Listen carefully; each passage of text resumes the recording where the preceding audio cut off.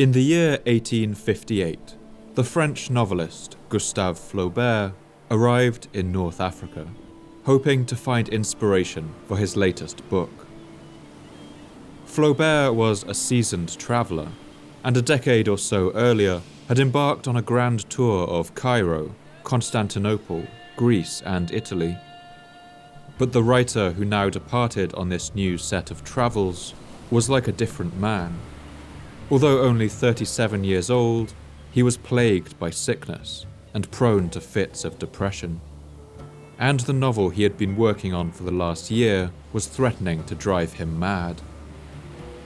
The publication of his most famous work 2 years before, the novel Madame Bovary, had brought him fame and wealth, but now he was attempting to write a piece of fiction quite unlike anything he had ever attempted.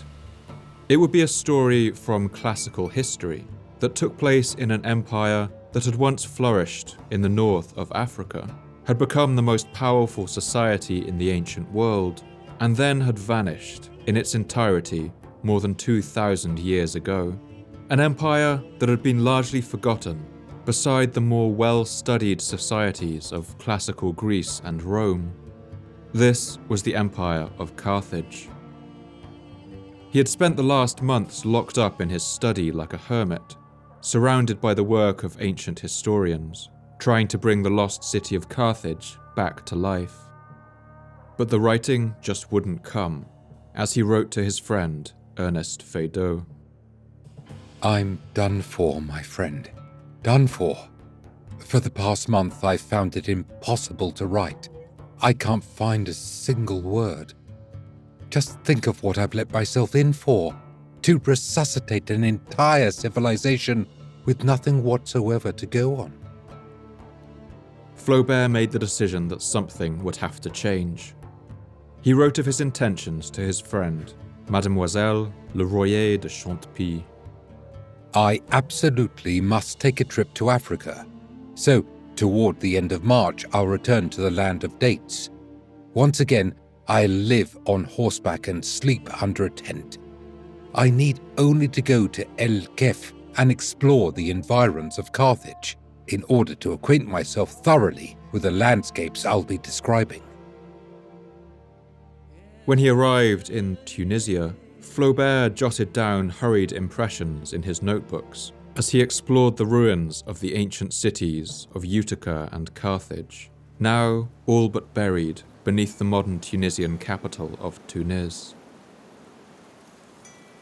In the green wheat full of flowering poppies, the road climbs a little, sloping to the left and arrives at a valley, flat plains in the middle, at a league's distance, ruins like palm trees and here and there blocks of masonry. We are walking on the remains of a Roman road. As he walked among the ruined walls of this ancient city, Flaubert felt himself connected to the ancient people he had been trying to write about, and saw ways of life that must have remained almost unchanged since the days of Carthage. In the south, the village of Sidi Bou Said, the sea behind, like a great block of indigo. All Carthage now stretches out before me. A camel on a terrace, turning a well. Flies are buzzing. Weeds hang from the holes like chandeliers. A bird takes flight with the sound of a wing. Another sings. Very fine dust, silence, green marks on the walls, livid and thick water in some basins. By the time he had finished his wanderings among the Carthaginian ruins of Tunisia, Flaubert had decided to completely rewrite the draft of his book, as he writes to Mademoiselle de Chantepie. Everything I had done on my novel has to be done over. I was on the wrong track entirely. So it turns out that a little over a year since I first had the idea for the book, and after working hard on it most of that time, I am still only at the beginning. Armed with his Tunisian notebooks, Flaubert finished his book 4 years later, and it was published under the title of Salammbô. The book was an enormous success. It inspired plays and later even silent films, and it is credited with renewing public interest in a city and a culture that had once been considered a side note of history. As Flaubert walked those ruined walls and sunken harbours, as he kicked his way through the dust and scree of the crumbling city ruins, he must have asked himself again and again, what did it feel like to walk the streets of that ancient city? What was it like to see Carthage at the height of its golden age?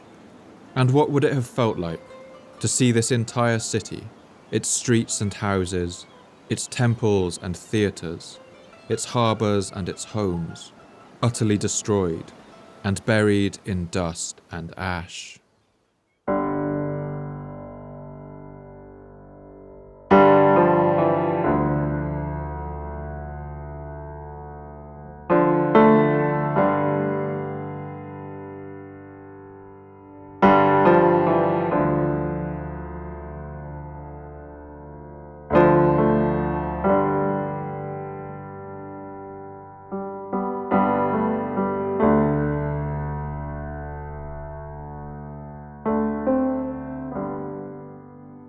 My name's Paul Cooper, and you're listening to the Fall of Civilizations podcast.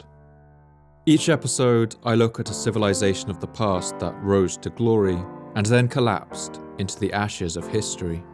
I want to ask, what did they have in common? What led to their fall? And what did it feel like to be a person alive at the time, who witnessed the end of their world? In this episode, I want to tell one of the most dramatic stories to come down to us from the ancient world, the rise and fall of the Empire of Carthage. I want to show how this city rose out of the Phoenician states of the Eastern Mediterranean and set out on voyages of discovery and settlement that put them at the center of the ancient world. I want to describe the unique culture that flourished on the shores of North Africa, and I want to tell the story of how the city of Carthage was destroyed and its memory nearly wiped from the earth.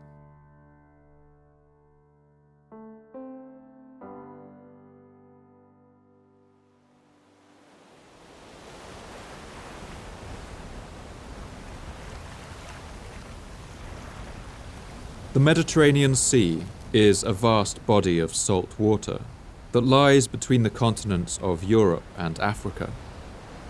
It's by far the largest inland sea on the planet, stretching around 4,000 kilometers from end to end, and in the west it's connected to the Atlantic Ocean by a thin opening at the Straits of Gibraltar. The coastline of this sea is more than 46,000 kilometers long, or enough to wrap around the entire circumference of the planet. And this coastline has provided a home to countless cultures and civilizations over history. One of these cultures emerged on the easternmost corner of the Mediterranean coast, on a stony stretch of shore in what is today Lebanon, overlooked by towering mountains covered in cedar forest. Here, a series of city-states rose up more than 4,000 years ago that would give rise to a culture that would one day be called the Phoenicians.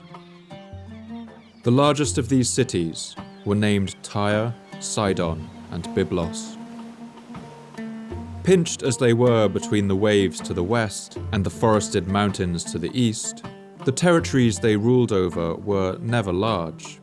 But this relatively isolated geography also meant that they were somewhat protected from invaders.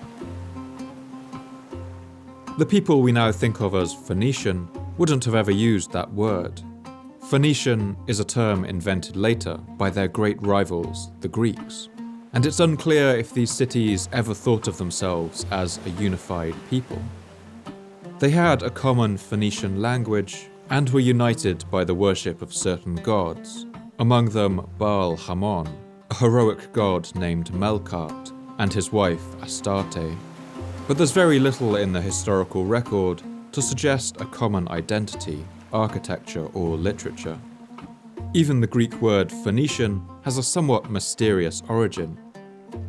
In the earliest texts, such as Homer's Iliad and Odyssey, the word phoinike is used to describe a particular colour of purple or crimson, and it is also used to describe a date palm, possibly due to the reddish colour of its fruit when ripe.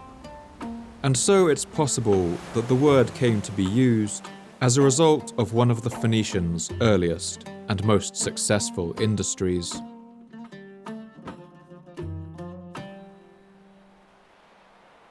The Phoenicians of Tyre and other cities were the first people to colour their clothes with a particular kind of dye, derived from the bodies of predatory sea snails known as the murex, or rock snail.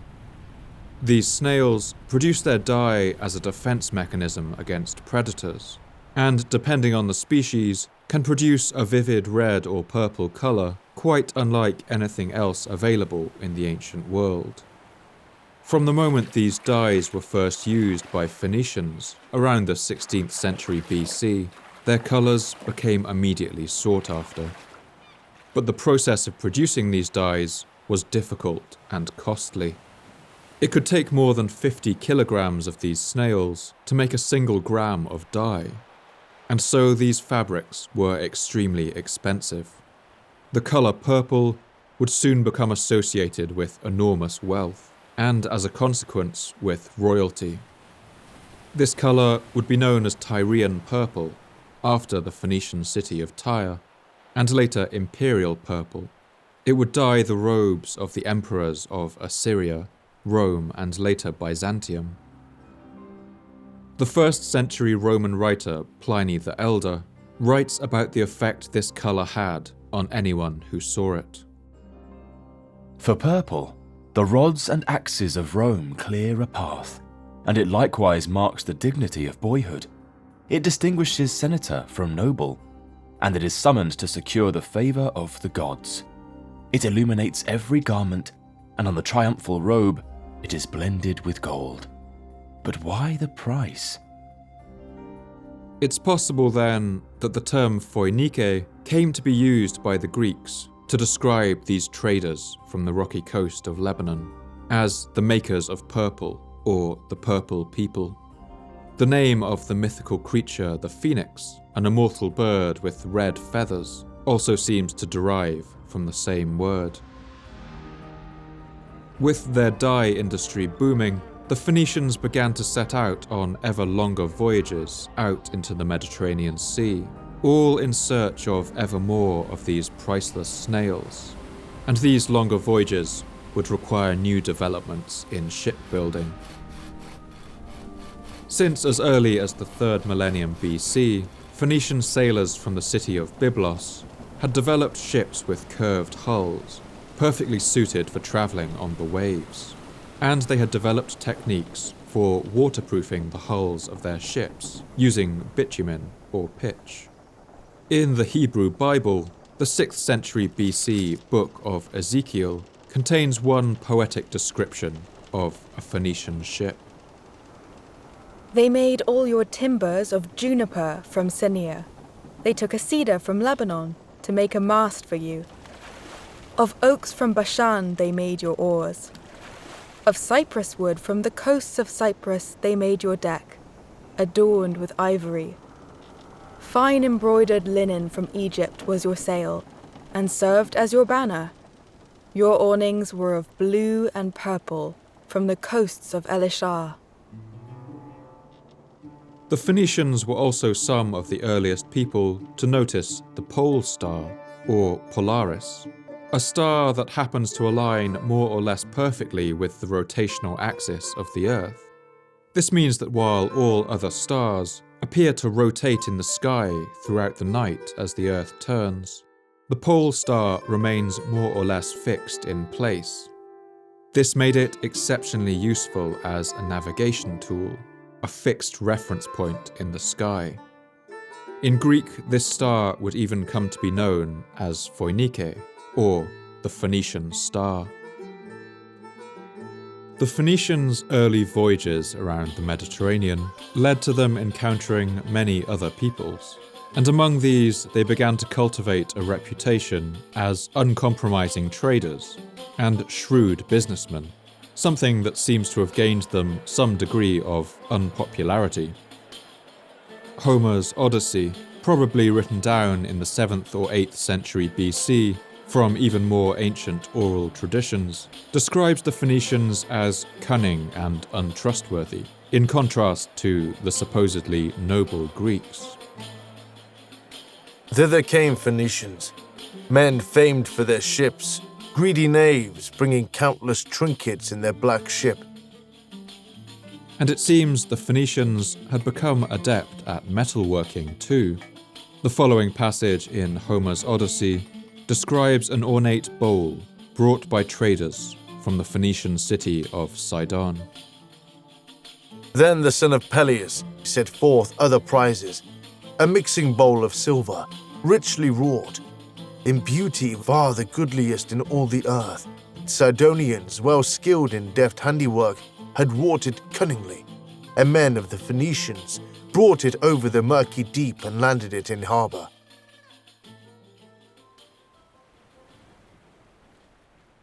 As a seafaring people, the Phoenicians had a clear preference for building their cities on narrow, easily defended peninsulas, and where possible on islands set just offshore. Their most influential city of Tyre was a perfect example, located on a small island just off the rocky coast. In the Hebrew Bible, the prophet Ezekiel gives us a sense of the trade that the people of Tyre drove with their surrounding neighbours.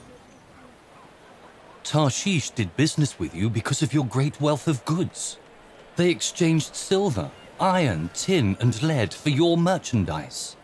Greece, Tubal, and Meshech did business with you. They traded human beings and articles of bronze for your wares.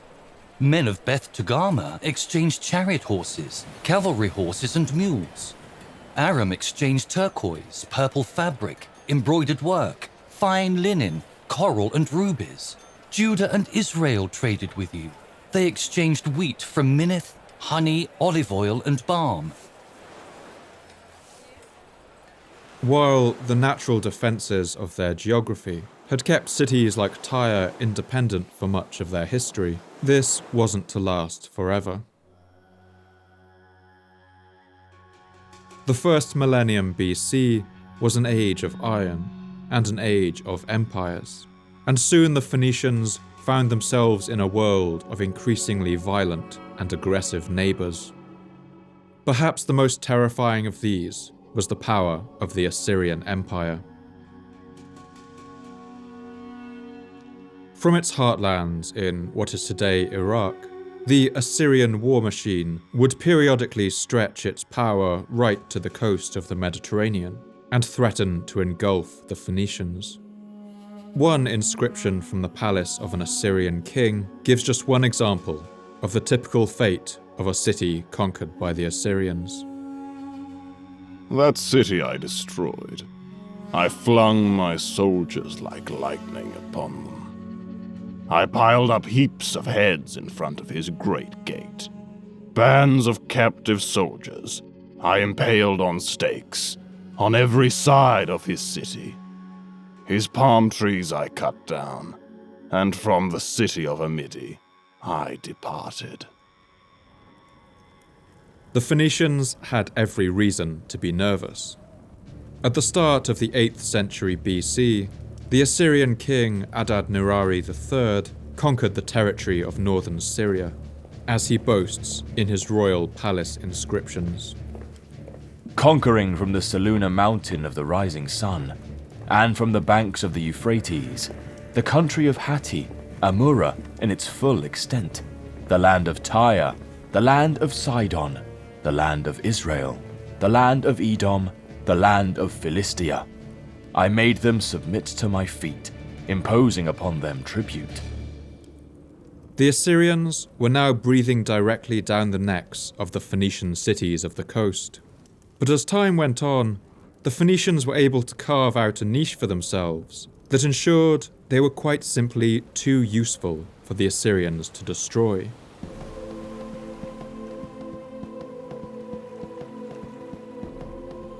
The Mediterranean Sea had long been an insurmountable challenge to many of the region's great powers.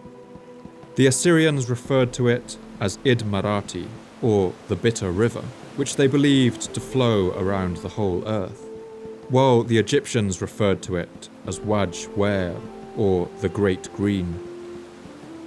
These empires were freshwater river cultures and navigated the waters of their rivers in flat-bottomed barges. For this reason, they had always remained wary of the rougher waters of the sea.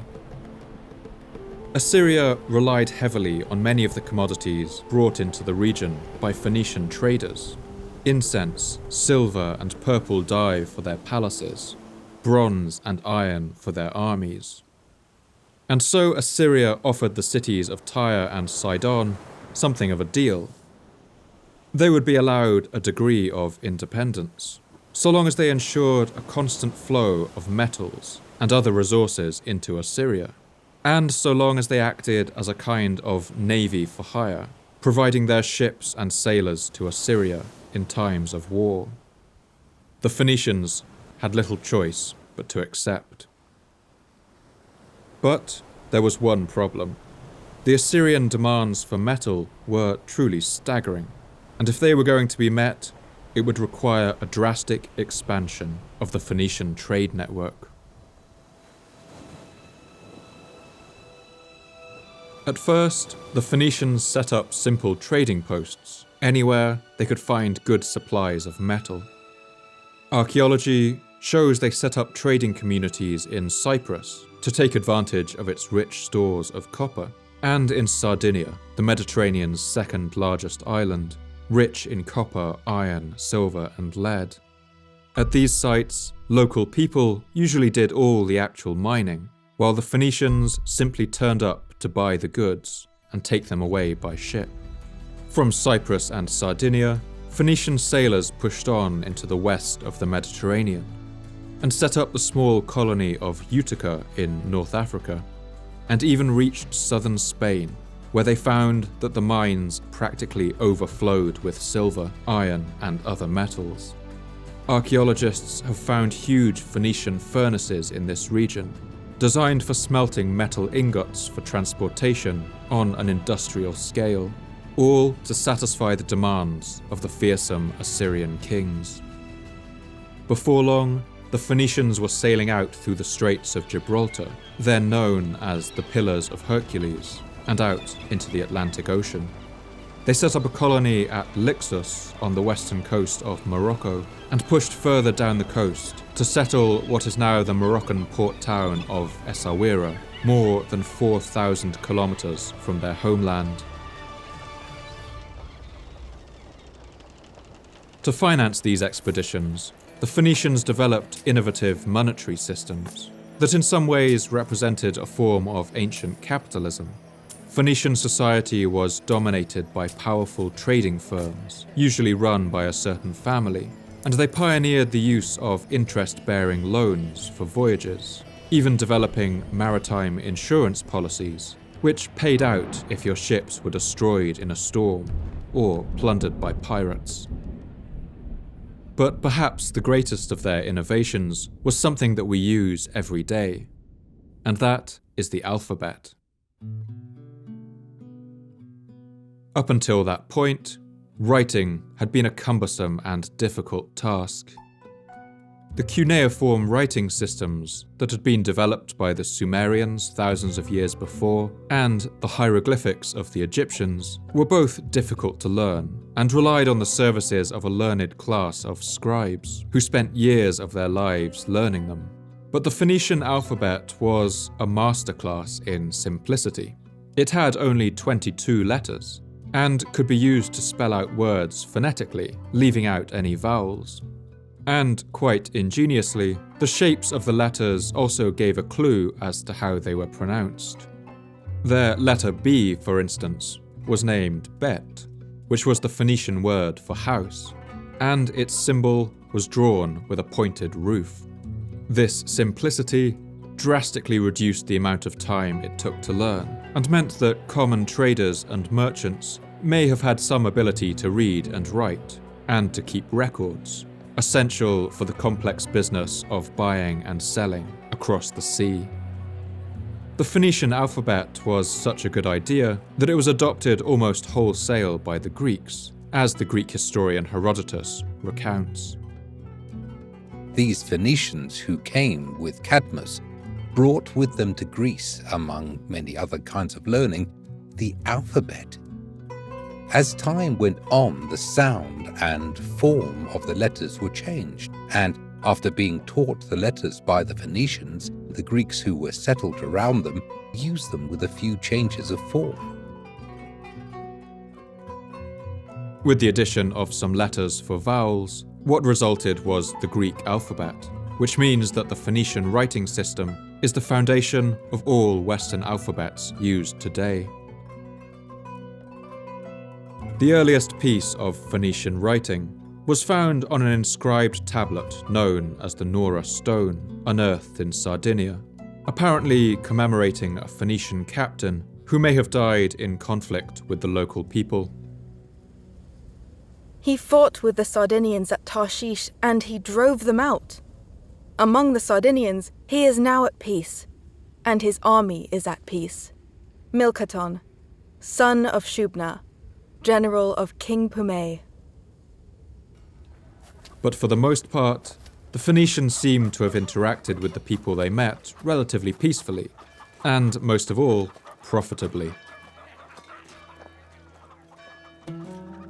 Before long, the cities of Tyre, Sidon, and Byblos found themselves at the far east of a sprawling trade network.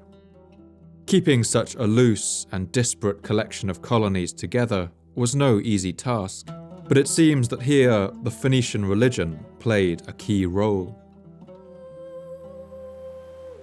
The people of Tyre worshipped a heroic god known as Melkart, a warrior hero who the Greeks would later associate with Hercules. Temples to Melkart were set up at multiple Phoenician trading posts, and most had an olive tree, a symbol of the city of Tyre, growing in their central courtyard. The grandest of these temples was built at the furthest Phoenician colony from Tyre, then known as Gades, what is now the Spanish city of Cadiz. This colony sat on the Atlantic coast, just outside the Straits of Gibraltar, but it made up for its extreme distance from Tyre with its immense opulence. At the centre of the temple stood an olive tree, with its branches and leaves wrought out of solid gold, holding emerald fruits in its branches. Women were forbidden entry to the temple, as were pigs, and the priests of Melkart went barefoot, wearing a band of Egyptian flax over their bare heads. The Greek geographer Strabo recounts the following description of the settlement of Gades. Now these islands are this side of what are called the Pillars of Heracles. Gades, however, is outside the pillars. Here live the men who fit out the most and largest merchant vessels, both for our sea and the outer sea. They say the Tyrians believed that the two capes which formed the strait were the ends of the inhabited world. A great ceremony, known as the Agersis, or Awakening, was conducted each year in the Temple of Gades. During this time, all foreigners were asked to leave the city, and a great effigy of the god Melkart was set afloat on the sea and burned. And even this temple was a crucial part of the Phoenician trading system.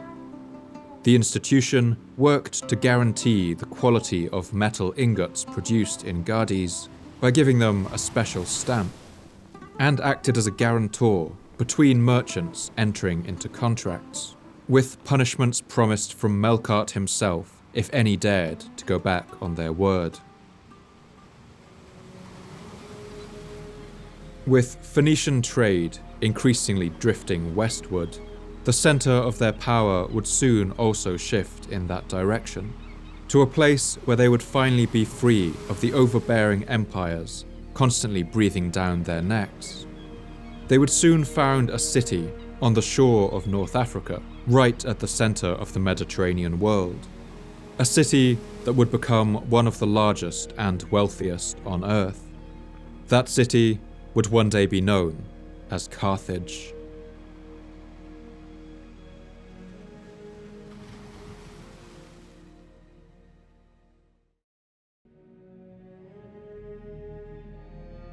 Like so many aspects of our modern understanding of the Phoenicians, the name Carthage is itself a distortion, filtered through the accounts of others. In Latin, the city was known as Carthago, while the Greeks called it Carchedon. But to its inhabitants, it was known as Kart Hadasht, or in Phoenician, the New City.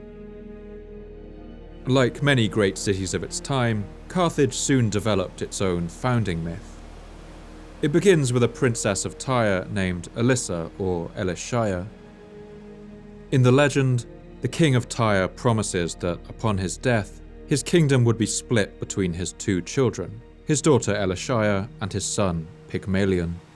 But when the old king dies, the treacherous brother Pygmalion refuses to accept the splitting of the kingdom and moves to seize everything for himself, even killing Elishaya's husband to remove any potential rivals. Stricken with grief, Elishaya flees down to the docks, along with a ragtag band of her royal guards and temple women, and there they set sail westwards and make for Africa. The Roman writer Justinus, drawing on an earlier Greek text, writes his rendition of this story, along with a cunning deception to slow down any greedy pursuers. Elissa put the attendants, who were sent by the king to assist in her removal, on board some vessels in the early part of the evening, and sailing out into the deep, made them throw some loads of sand, put up in sacks, as if it was money, into the sea. This group of refugees sail along the coast of North Africa, until eventually they set ashore near the Phoenician colony of Utica. They camp on a nearby hill known as Byrsa, and the king who rules there, a man named Iarbas, takes pity on them, but not too much pity. He offers to sell them a plot of land on the hill no bigger than an ox hide. But Elishaya is cunning. She cuts the ox hide into thin strips, lining them up to enclose the entire hill, a much larger area of land than the miserly king had intended. Bound by his word, Iarbas has no choice but to give them the land he promised, and so the city of Carthage is born. Justinus recounts the city's early flourishing. Carthage was founded, an annual tribute being fixed for the ground which it was to occupy. At the commencement of digging the foundations, an ox's head was found, which was an omen that the city would be wealthy indeed, but laborious and always enslaved. It was therefore removed to another place, where the head of a horse was found, which, indicating that the people would be warlike and powerful, portended an auspicious sight.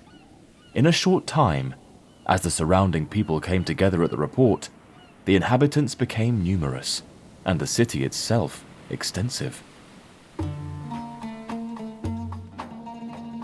From the hilltop of Byrsa, the city grows and grows, soon eclipsing King Iarbas' town of Utica, which makes him understandably jealous. He demands that Elishaya marry him, so that he can absorb her flourishing town and everything she owns into his kingdom. If she refuses, he will burn Carthage to the ground. Faced with the choice of this capitulation or the destruction of her new city, Elishaya builds a great pyre and climbs onto it, saying that she must indeed go to her husband, meaning not Iarbas, but the man her brother had killed on the other side of the sea, waiting for her in the afterlife. This tragic but noble self-sacrifice has proven irresistible to generations of poets, and the Roman poet Virgil gives one rendition of this scene.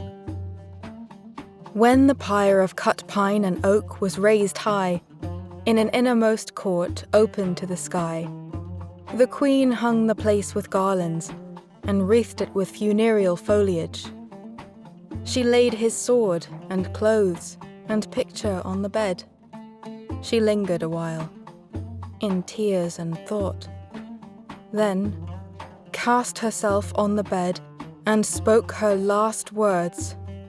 "Accept this soul and loose me from my sorrows." In honor of Elishaya's sacrifice, her people gave her the title of Dido, meaning female warrior or heroine, and this is the name by which she would be known to later Roman writers. This Baroque tale of love and tragedy has all the hallmarks of ancient literature, and we can't assume that it bears any relationship to what actually happened.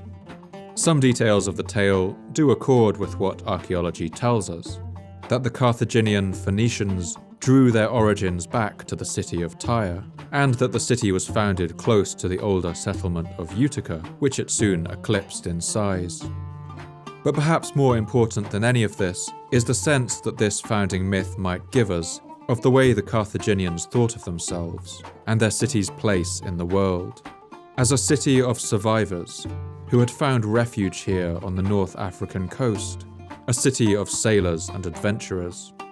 They were resourceful and drove a hard bargain. They were clever, fond of outwitting their enemies, always finding a way to make a little go a long way. And also, perhaps, that they would die before they gave up their freedom.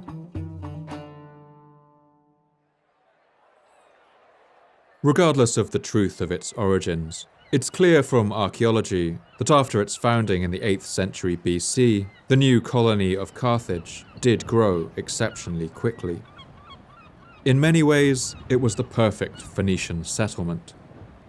Carthage was built in a small bay that itself belonged to a vast natural harbour, known today as the Bay of Tunis. The city sat on top of a series of sheer red cliffs that looked down over the glittering blue waters of the Mediterranean in the north, and it was also easily defended on its landward side, where a range of rocky hills and a number of lakes and saltwater lagoons break the land into a series of narrow approaches, protecting the city from any would-be attackers. The Roman writer Appian writes one description of the city's location. The city lay in a recess of a great gulf and was in the form of a peninsula. It was separated from the mainland by an isthmus about 5 kilometers in width. From this isthmus, a narrow and longish tongue of land, about 1 kilometer wide, extended towards the west, between a lake and the sea. Near to the site of Carthage flows a river known today as the Megerda, which originates in the high Atlas Mountains of North Africa. This river flows for 460 kilometers to the sea and brings crucial fresh water into the bay, turning the otherwise arid landscape green and providing water for drinking and for irrigation. As a result, the land here was abundant with wheat, grapes, olives, and dates. In the distance over the bay to the south rises the blue outline of the mountain Jebel Resas, literally the mountain of lead, a rugged outcrop of Jurassic limestone climbing nearly 800 meters above the plain. The hot desert winds known as the Sirocco would blow in from the Sahara during the summer season, rattling the shutters on the windows and the leaves of the date palms.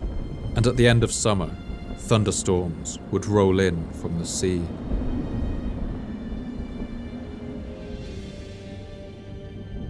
As well as its ideal geography, the city's location in the Mediterranean world was also perfect. Carthage sat at a crucial halfway point between the city of Tyre and the wealthy mines of Spain, but it was also only about 200 kilometers by boat from the island of Sicily and about 300 kilometers from Sardinia, two crucial sites of Phoenician industry that were only growing in importance. Pottery found in even the earliest layers of Carthage shows a huge range of styles, coming from Greece, Italy, Spain, and all the Phoenician colonies. The Phoenician world was now a web, with Carthage sitting right at its center. The city in these early days must have been a humble sight. Archaeology paints a picture of a simple collection of mud brick buildings lining the seashore, But within a century, this had exploded. One graveyard soon had to be moved in order to make space for a quarter filled with metalworking workshops, and the settlers built a wall about 3 meters in height to protect their burgeoning town. And soon, more monumental buildings would be constructed.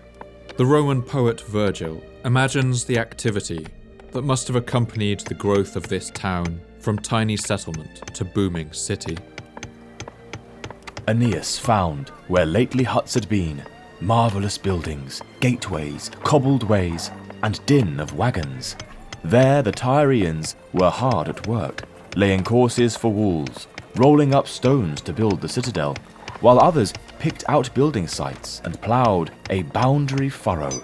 Laws were being enacted, magistrates and a sacred senate chosen.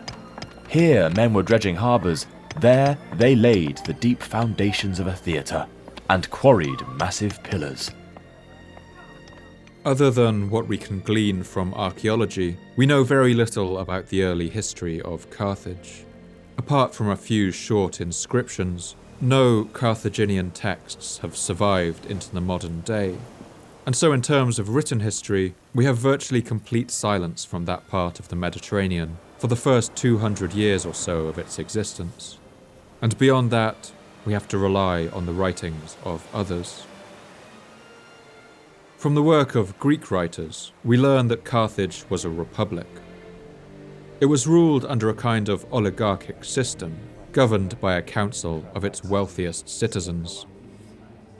The Greek philosopher Aristotle, writing in the 4th century, spoke approvingly of the Carthaginian system of government, and compares it to that of the Greek city-state of Sparta. Carthage also appears to have a good constitution, with many outstanding features as compared with those of other nations, but most nearly resembling the Spartan in some points. Many regulations at Carthage are good, and a proof of a well-regulated constitution is that the populace willingly remain faithful to the constitutional system, and that neither civil strife has arisen in any degree worth mentioning, nor yet a tyrant. But Aristotle also warns that the Carthaginian system put too much emphasis on the wealth of its rulers, rather than their competence, and expresses concerns that this could lead to corruption. They think that the rulers should be chosen not only for their merit, but also for their wealth, as it is not possible for a poor man to govern well or to have leisure for his duties. It is a bad thing that the greatest offices of state, the kingship and the generalship, should be for sale. For this law makes wealth more honored than worth, and renders the whole state avaricious. And it is probable that those who purchase their office will learn by degrees to make a profit out of it. The highest echelons of Carthaginian society were divided between the civil leaders, the Shofetim or judges, and the Rabbim or generals, who took care of military matters. These highest positions, senators and the heads of committees, drew no salary for their work, and so they could realistically only be held by those who could support themselves on private incomes, usually successful merchants or wealthy landowners. But there was a certain fairness to this. There seems to have been no barrier other than wealth, and people from common backgrounds who became wealthy could quickly rise to the highest parts of government. Certain powerful families were constantly vying for the most powerful positions, but there was no hereditary royalty in Carthage. It's possible that the myth of Elishaya or Dido may have played a role in maintaining this situation, since, according to the legend, the city was founded by a woman who had no children. No one could ever claim to be her true descendants, or have any kind of ancestral right to rule. Instead, the city was governed by a number of different semi-democratic bodies, made up of wealthy citizens. One of these was called the Tribunal of the 104, and another the Council of Elders, a kind of senate. The highest executive position was held by 2 elected officers, who ruled simultaneously, and who were elected each year. The arrangement was complex and likely prone to corruption, but for the most part, it seems to have worked.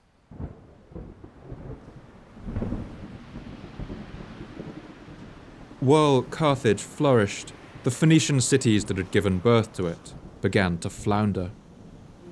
Tyre and Sidon were still under the boot of Assyria, and around 670 BC, the Assyrian king Esarhaddon began to place harsh restrictions on who they could trade with.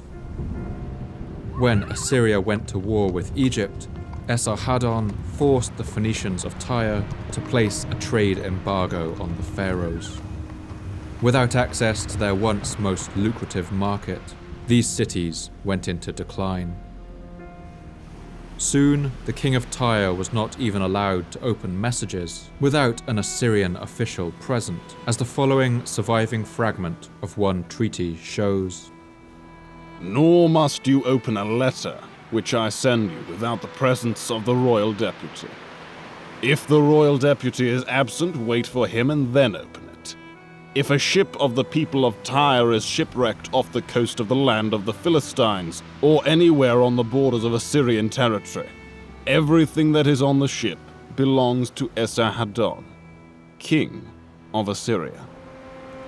As a result of the decline of cities like Tyre and Sidon, it's likely that large numbers of Phoenicians would have fled to what was now the undisputed capital of the Phoenician world, the booming port town of Carthage. They brought with them their language, their knowledge, their gods, and their gold. By the 6th century BC, Carthage was one of the largest and wealthiest cities in the Mediterranean, and its sailors, the finest in the world, would soon embark on voyages of exploration that would not be matched for another 2,000 years. By this time, the Phoenicians had already sailed right to the end of their world, through the Pillars of Hercules and out into the Atlantic Ocean. But their exploration didn't stop there. In fact, if ancient sources are to be believed, they may have been the first navigators to successfully sail around the entire coast of Africa. Herodotus recounts one expedition that supposedly took place around 600 BC, sponsored by a pharaoh of Egypt named Nekos, although he is frustratingly vague and short on detail. The expedition apparently set sail from Egypt's Red Sea coast, voyaged around the Horn of Africa and the South African Cape, before sailing north through the Gulf of Guinea and back into the Mediterranean through the Pillars of Hercules.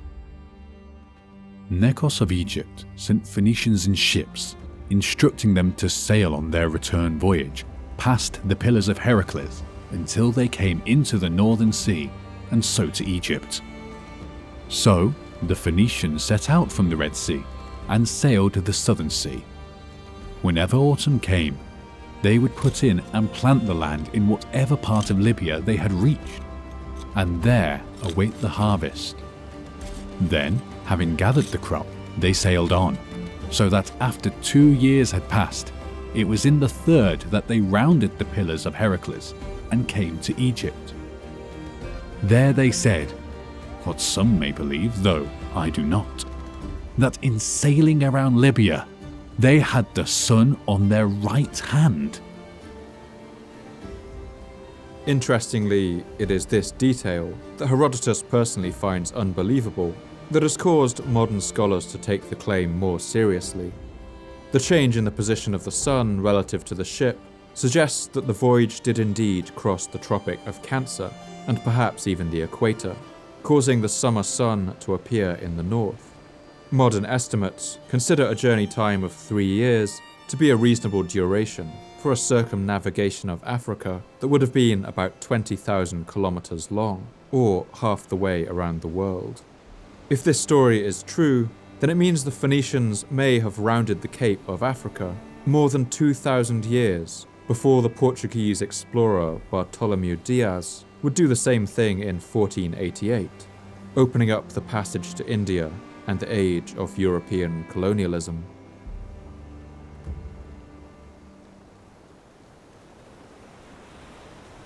More solidly attested voyages of Phoenician discovery would see an explorer named Hanno the Navigator sail out into the Atlantic Ocean through the Pillars of Hercules and sail perhaps as far south as Cameroon or Gabon in West Africa. His voyage is recounted in a Greek translation entitled The Periplus or Travel Account of Hanno, supposedly an accurate copy of an inscription that actually hung in the temple of Baal Hamon in Carthage. It was decreed by the Carthaginians that Hanno should undertake a voyage beyond the Pillars of Hercules and found Phoenician cities. We sailed accordingly, with 60 ships of 50 oars each, and a body of men and women to the number of 30,000, and provisions and other necessaries. Preceding a day's sail, we came to the extremity of the lake that was overhung by large mountains, inhabited by savage men clothed in the skins of wild beasts, who drove us away by throwing stones and hindered us from landing. Sailing thence, we came to another river that was large and broad, and full of crocodiles and hippopotamuses. Hanno writes down vivid descriptions of seeing active volcanoes spewing lava into the ocean, possibly the active volcano Mount Cameroon. And then quickly sailing forth, we passed by a burning country full of fragrance, from which great torrents of fire flowed down to the sea, and we sailed along with all speed, being stricken by fear. After a journey of 4 days, we saw the land at night covered with flames, and in the midst there was one lofty fire, greater than the rest, which seemed to touch the stars.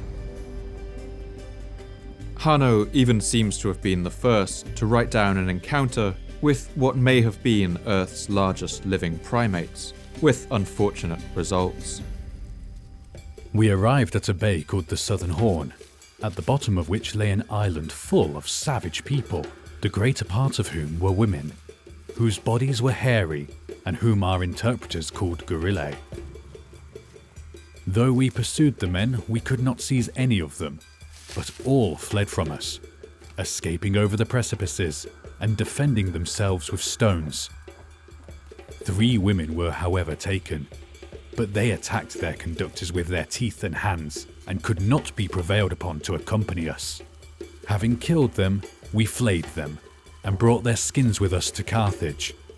We did not sail farther on, our provisions failing us. These hairy creatures may have been chimpanzees, monkeys, or what we today would call gorillas, all of which can be encountered in the region of Cameroon. On Hanno's return, the hairy skins he brought home were kept in the temple to the god Tanit in Carthage, and according to Pliny the Elder, would remain in the city for as long as it existed.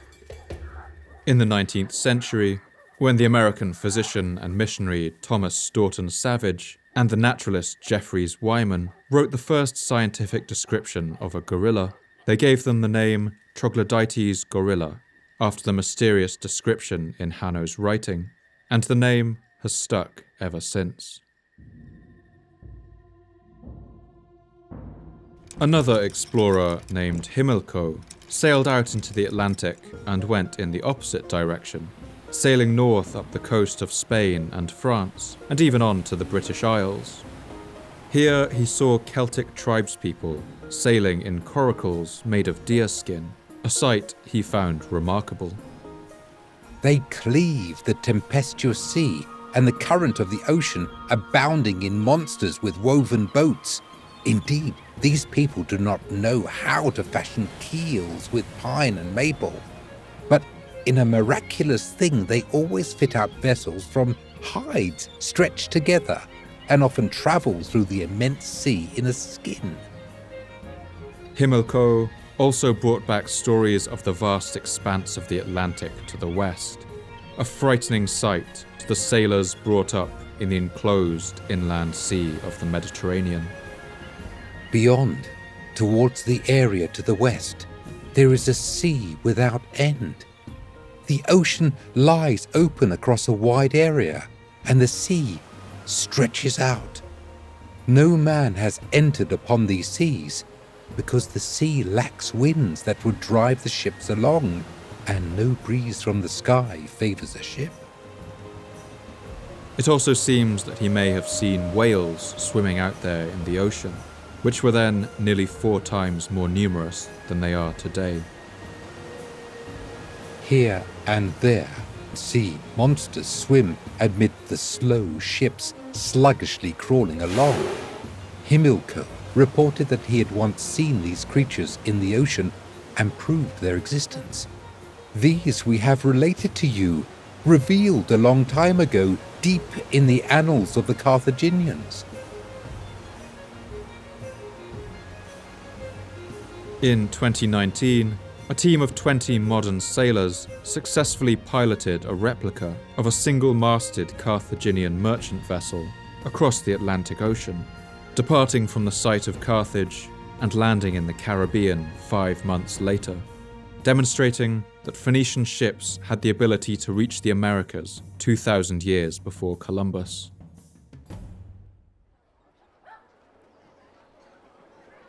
As the city of Carthage grew, its population boomed. While some ancient writers record it as having a population of more than 700,000 people, this is thought to be unlikely.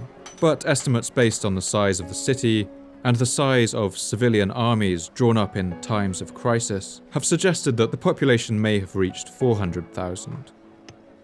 By the year 400 BC, the city walls had been rebuilt to now stand a towering 15 meters high, with a triple line of ditches and defenses on the landward side. The hill of Byrsa, where legend has it that Elishaya played her trick with the ox hide, was now itself ringed with an inner defensive wall, and loomed over the rest of the city as a fortified citadel. The Roman writer Appian writes the following description of the city. On the seaside, the city was protected by a single wall. Toward the south and the mainland, where the citadel of Byrsa stood on the isthmus, there was a triple wall.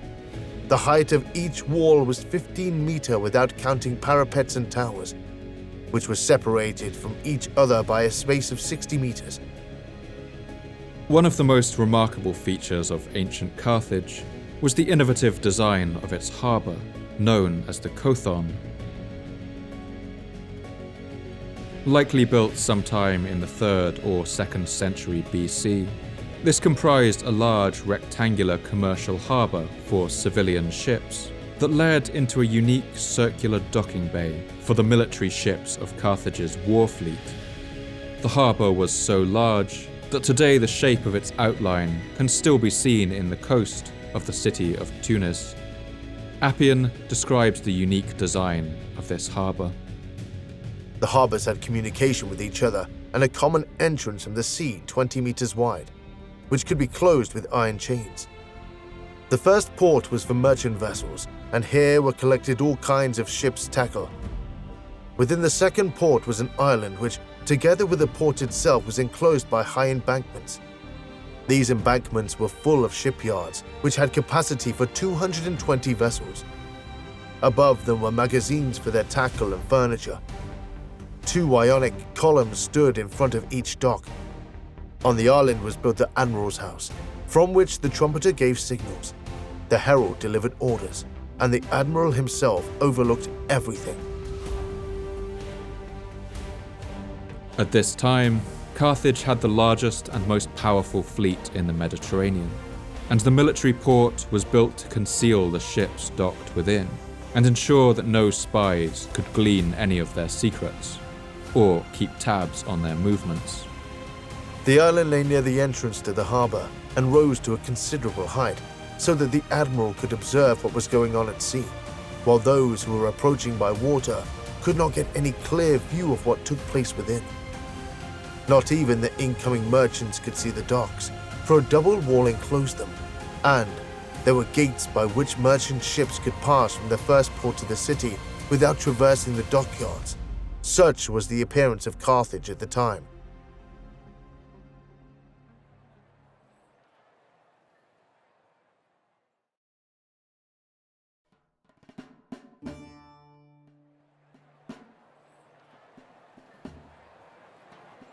Between the harbour and the citadel of Byrsa on the hill stood the Agora, the large open marketplace of the city, where all manner of goods and foods could be bought. Archaeological studies of plant matter found in Carthage show that the ancient Carthaginians enjoyed a varied diet. Walking through the markets of the city, you would be able to buy wheat, barley and other grains, numerous vegetables like artichokes and cabbages, pulses and lentils, and fruits including pomegranates, grapes, figs, olives, peaches, plums and melons, as well as nuts like pistachios and almonds. Olives were pressed into oil, and its people ate fish like grey mullet, sea perch, eels and dolphins, as well as the meat of sheep, pigs, goats, chickens, and occasionally even dogs. The Carthaginians, like most people in the ancient world, were obsessed with a pungent salty sauce known as garum, which was brewed from the fermenting of fish entrails, and which was probably similar to the fish sauce used today in East Asian cuisine. In the wreck of one Carthaginian ship, found off the coast of Sicily in Marsala, archaeologists have also uncovered the remains of cannabis stalks, which may have been chewed by the ship's rowers, and could also have been enjoyed on land, either chewed or brewed into a tea. Wine was particularly beloved too, and especially a particular kind of sweet dessert wine made from sun-dried grapes. One agricultural handbook, written by a Carthaginian named Mago, has survived in fragments of Greek and Latin translation, and it describes the process of making this wine. Pick some well-ripened early grapes. Discard any that are mildewed or damaged. Lay down reeds and spread the grapes out in the sun on top. Cover them at night so that the dew will not moisten them. When they are dried, pick the grapes off stems and put them in a jar or pitcher. Add some unfermented wine, the best you have, until the grapes are just covered. After 6 days, when the grapes have absorbed it all and are swollen, put them in a basket, put them through the press, and collect the resulting liquid. Bottle the liquid in stoppered jars, and after 20 or 30 days, when the fermentation is over, coat the lids with plaster and cover them with leather. As a typical Phoenician city, Carthage initially had a small footprint in North Africa, and in its early days, it was reliant on its overseas territories, in Sardinia and Sicily for more than half of its food, brought across the sea on grain ships. But in the 6th century, it began to expand its territory around the city. The Carthaginians either expelled local people or came to agreements with them, and built a network of towns and forts to the south, east, and west, and began to farm the land themselves. A later writer, Diodorus of Sicily, would pen the following description of the abundant hinterland that would soon stretch beyond the city. All the lands were set with gardens and orchards, watered by numerous springs and canals. There were well-constructed country houses, built with lime along the route, announcing widespread wealth. The land was cultivated with vines, olive trees, and a whole host of fruit trees. On both sides there were herds of oxen and sheep grazing on the plain, and near the main pastures and the marshes there were studs of horses. In its outposts in Sardinia, Spain, and Sicily, Carthage began a similar process, turning what had once been small trading posts into more solid and fortified territories, with their own agricultural land. Soon, the city of Carthage would be more or less self-sufficient, as the Roman writer Appian describes. Gradually acquiring strength, they mastered Africa and the greater part of the Mediterranean, carried war into Sicily and Sardinia and the other islands of that sea, and also into Spain. They sent out numerous colonies. They became a match for the Greeks in power and next to the Persians in wealth. The typical Carthaginian house was built around a central courtyard, and the wealthier dwellings had an upstairs and a terrace. Finer houses had cupboards and shelves built into the walls, and often a clay bread oven. We can imagine the smells of this baking bread wafting through the city streets, along with the pungent aromas from the tanneries and wineries, the smells of animals and incense, cooked fish, and salty garam sauce. Wealthy houses also contained elaborate bathrooms, with separate changing facilities and baths plastered with water-resistant stucco.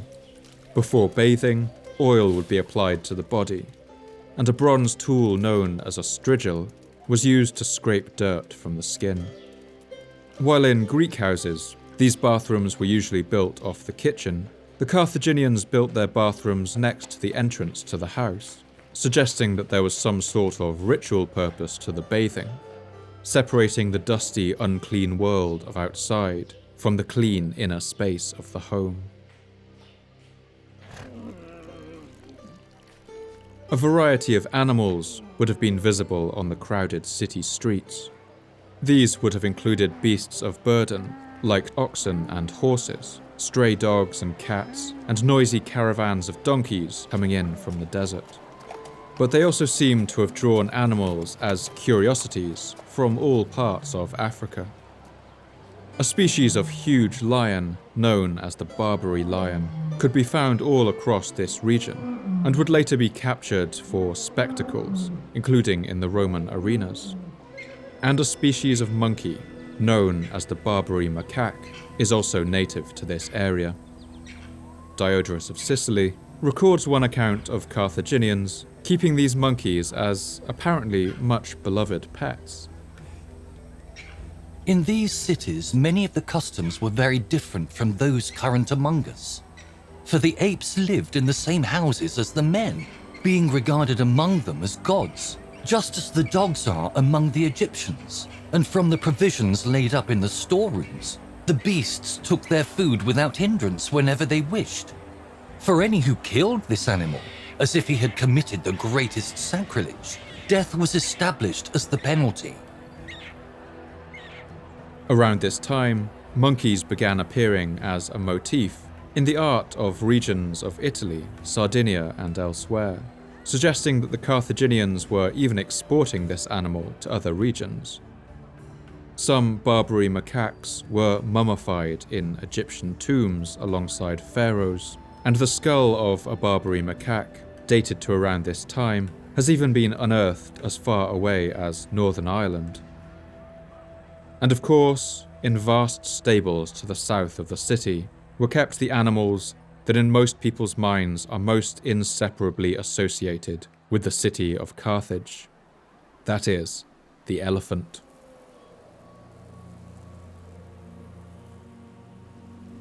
The North African elephant is an extinct subspecies of the African elephant that lived north of the Sahara Desert. Carthaginian paintings on walls, coins, and mosaics show that these elephants had the swooping backs and large ears typical of the African elephant that roams the savanna. But it was considerably smaller, and was likely similar in size to another surviving subspecies, the African forest elephant. These reach a shoulder height of about 2.5 meters, only a little taller than the largest Shire horses, but of course their thick and heavy frames mean they weigh more than 15 times the average horse. For this reason, these elephants were used by the Carthaginians as fearsome weapons of war.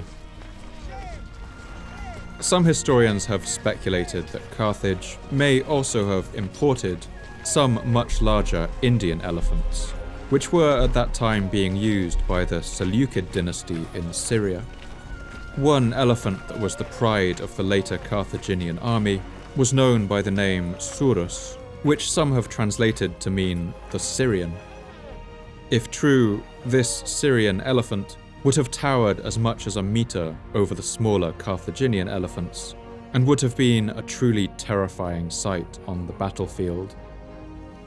In India and Southeast Asia, it has always been common to use elephants as work animals to transport heavy loads for construction, But it's not clear whether the Carthaginians used their elephants in this manner, or whether these precious animals were only reserved for their power and prestige, to be used as living tanks on the battlefield, as the writer Pliny the Elder describes. Elephants, when tamed, are employed in war, and carry into the ranks of the enemy towers filled with armed men. And on them, in a very great measure, depends the ultimate result of the battles that are fought in the East. They tread underfoot whole companies and crush the men in their armor. But I think it's not hard to imagine that, as in India, elephants may also have been used ceremonially, in festivals and parades, to carry kings and generals, a living embodiment of the might of this new empire.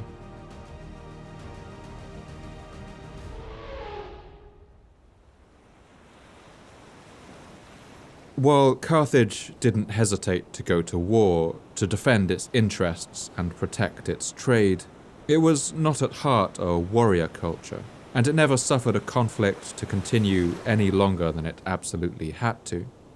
The Carthaginians often relied on diplomatic solutions and agreements to avoid fighting with their various neighbours in the Mediterranean.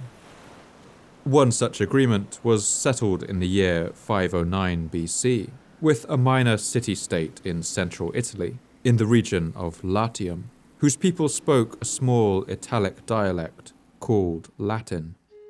This city's people had just that year thrown off the rule of their Etruscan king and abolished kingship in the city for good. In place of a king, they had brought in the rule of a pair of elected consuls drawn from the aristocracy, a system strikingly similar to, and perhaps even inspired by, the Carthaginians. This city's name was Rome. The Romans at that time were among several powers in central Italy, facing rivals in the Etruscans to the north, and powerful tribal confederacies like the Samnites, all fighting for dominance in the plains of central Italy. The Carthaginians seem to have taken note of this regional development and proceeded to sign a treaty with this new Roman Republic, the contents of which the Greek historian Polybius records. There shall be friendship between the Romans and their allies, and the Carthaginians and their allies, on these conditions. Neither the Romans nor their allies are to sail beyond the fair peninsula, unless driven by stress of weather or the fear of enemies. If any one of them be driven ashore, he shall not buy or take anything for himself, save what is needed for the repair of his ship and the service of the gods. And he shall depart within 5 days. Carthage shall build no fort in Latium, and if they enter the district in arms, they shall not stay a night therein. The theme of this treaty was simple: you leave us alone, and we will leave you alone. And while Rome was at this point very much on the Carthaginians' radar, it seems that they considered this Italian city republic to be little cause for concern.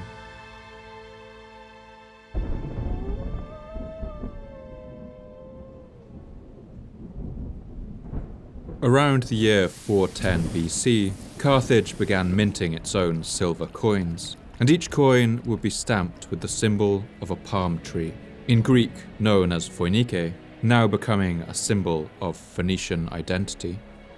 Carthage was now presenting itself as the new champion of the Phoenician people, the capital of the Phoenician world. It was now beginning to look a lot like an empire, and like all empires, it soon found an increasing need to defend and expand its territory. It's often said that Carthage relied on mercenaries to fight its wars, but this is something of an oversimplification. While these kinds of armies for hire did make up one part of their forces, in fact there were all kinds of reasons that people came to fight for the Empire of Carthage. Many of their soldiers were sent to fight for them as part of treaties, just as the Phoenicians had once promised to send their ships to fight for Assyria. And as Carthage expanded to conquer new peoples all along the North African coast and across the Mediterranean, ever more power and variety was added to its forces. When war came, each ally and province would send fighters of a particular kind, based on what they specialized in. The North African power of Numidia to the west of Carthage sent powerful and experienced cavalry and javelin throwers, while colonies in the island of Majorca would send slingers, and peasant spearmen with large round shields were conscripted from the fields of Libya in the east. Celts from Spain made up some part of their forces, and sometimes even Greeks and Italians ended up fighting in these armies. There was only one group of people who hardly ever fought for Carthage, and that was the citizens of Carthage themselves. The Carthaginian system relied largely on making life as comfortable as possible for the people of the capital. Few Carthaginian politicians ever risked the unpopular move of conscripting its citizens into the army, and so they amassed their forces out of units brought from all the four corners of the empire.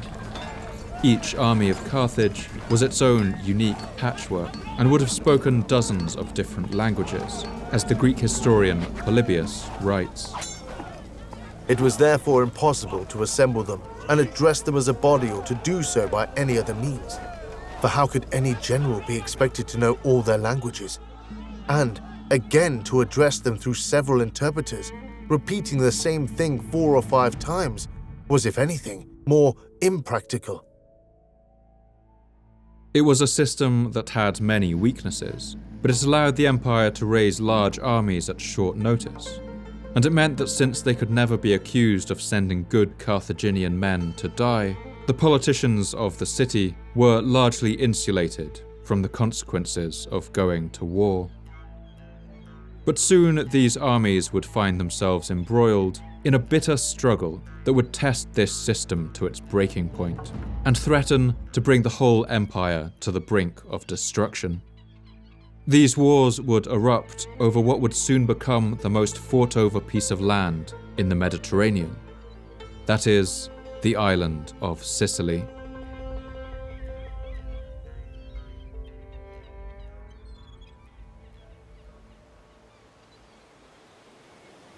Sicily is the largest island in the Mediterranean Sea. It sits off the southern end of Italy, separated by the narrow waters of the Straits of Messina, only 3 kilometers wide at its narrowest point. Sicily's most prominent landmark is the volcano Mount Etna, towering 3,000 meters over its eastern coast. And, due to the island's particularly violent geology, this is one of the most active volcanoes in the world. Although we think of it today as part of Europe, Sicily is actually on the northern edge of the African continental plate, right at the impact point where the European plate is grinding it downwards into the Earth's mantle. The collision of these titanic forces means that Mount Etna erupts an average 200 times every year. The volcanic ash spewed by this volcano gives the soil of Sicily an incredible fertility, meaning that its farmlands have always been rich. At first, Carthage enjoyed an unrivaled position on the island, trading with the Sicilian locals in the west, just a short hop away from their capital in Africa. But soon they would come into conflict with another group of people that for much of this history would be their greatest rivals on the sea and the land. A people who were at the same time also busy establishing colonies across the Mediterranean. These were the Greeks.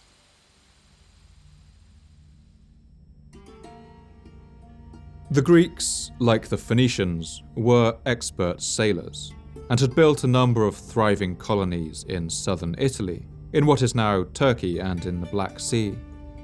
And beginning in the 8th century BC, Greek explorers and traders began expanding their interests onto the island of Sicily. Like the Phoenicians, the Greeks at this time weren't a unified people. They spoke 4 different dialects of Greek and countless subdialects, and came from dozens of independent city-states and island kingdoms that often fought with each other more bitterly than with any foreigners. But despite these internal divisions, the Greeks would expand across the southern portion of Italy and Sicily, and joined up this series of colonies into an area that they would call Megale Hellas, or Greater Greece. Wherever they went, Greek settlers were in part inspired by the myth of their hero, Heracles, who the Romans would call Hercules. He was a half-divine warrior who travelled the length and breadth of Europe, performing his famous 12 labours, and meanwhile performing great deeds wherever he passed through. And wherever a new Greek colony sprung up around the Mediterranean, a new installment of the Hercules myth would quickly be added, to show that this had also been one of his stops. In some places he was celebrated for slaying giants and mythical beasts, while in others his feats were more mundane. In the Greek colonies of southern Italy, he was remembered for banishing a plague of flies that was harming the livestock. In Crete, he had rid the island of wild beasts, and in Sicily, he had caught an errant bull and bested the king in a wrestling match.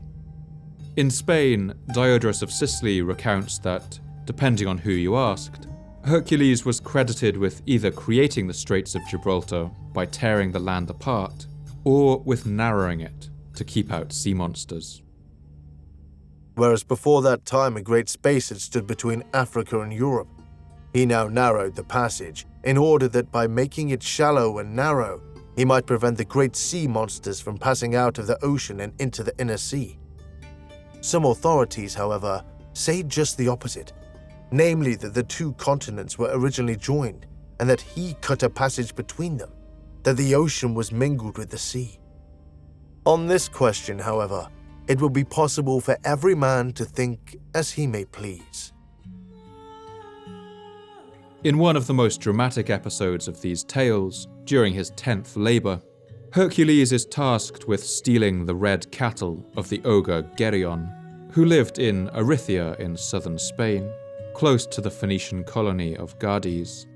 Since Geryon lived so far in the west, it was said, the hides of his cattle had been stained red by their close proximity to the setting sun.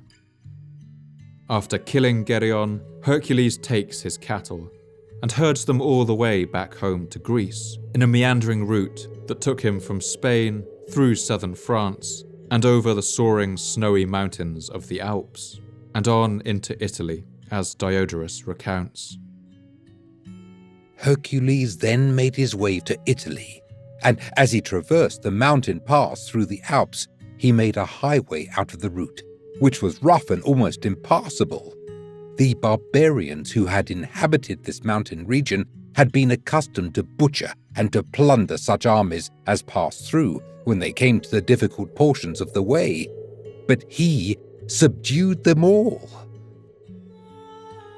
The story of Hercules bringing these cattle from Spain over these mountains was the dramatic pinnacle of a series of myths that would become known as the Heraclean Way. It was a series of stories that would be told to countless generations of Greek settlers, and then to the children of the Romans who followed them. And as the Phoenician hero god Melkart became increasingly associated with Hercules in later years, these stories would also be told to the children of Carthage. With stories of this wandering hero on their lips, the Greek settlements in eastern Sicily grew.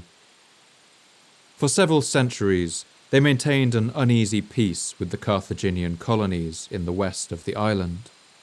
But as both powers began to require greater amounts of land, they would soon find themselves on a collision course.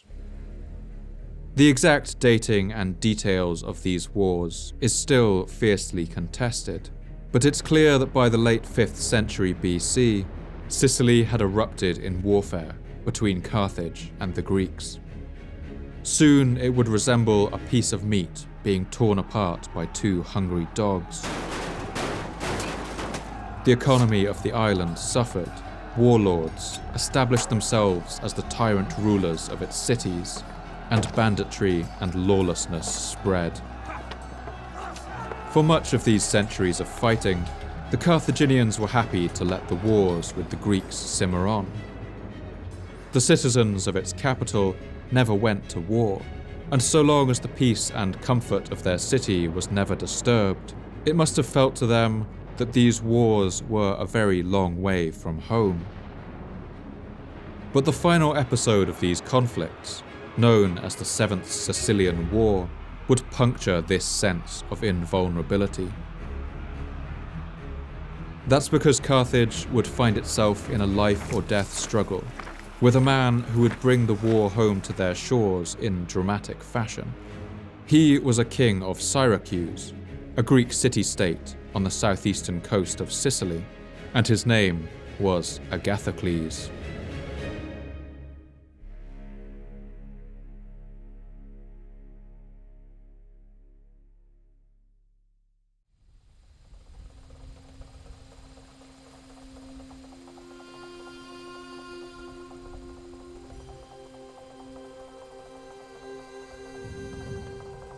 Agathocles began life as a commoner in the Sicilian colonies, the son of a potter in the port city of Syracuse. At first he learned his father's trade, but soon entered the army and rose through its ranks, until he was able to enact a military coup and seize the throne of the city in the year 317 BC. Agathocles had a high opinion of himself, and as the tyrant of Syracuse, he minted silver coins that portrayed himself as the heir to Alexander the Great, the greatest of all the Greeks. And like Alexander, Agathocles had dreams of conquest. He soon set about subjugating cities all around him, as the historian Diodorus of Sicily recalls. Agathocles began unhampered to subject the cities and strongholds to himself. Mastering many of them quickly, he made his power secure. In fact, he built up for himself a host of allies, ample revenues, and a considerable army. He had picked a mercenary force comprising 10,000 foot soldiers and 3,500 horse. Moreover, he prepared a store of weapons and of missiles of all kinds, since he knew that the Carthaginians would shortly wage war against him. As predicted, it wasn't long before the Carthaginians began to see Agathocles as a serious threat. Carthage amassed a huge army in its usual way, gathering mercenaries and levies from all of its territories and allies, slingers, spearmen, cavalry, elephants, likely speaking a dozen different languages, and sailed all of them to Sicily. On the way, many of their ships were wrecked in a storm, but the force that arrived was still easily enough to overpower the tyrant Agathocles, as Diodorus recounts. As Agathocles saw the forces of the Carthaginians were superior to his own, he surmised that not a few of the strongholds could go over to the Phoenicians, and also those of the cities that were offended with him. After a stinging defeat on the Himera River in central Sicily, Agathocles retreated east to his port capital of Syracuse, where the Carthaginians surrounded the city and laid siege. For Agathocles, it looks like all hope was lost. But it's here, in this desperate moment, that he decided on a truly daring course of action. He hatched a plan to break free of the siege by ship, set sail for Africa, and make a desperate strike at the heart of his enemy, the city of Carthage itself.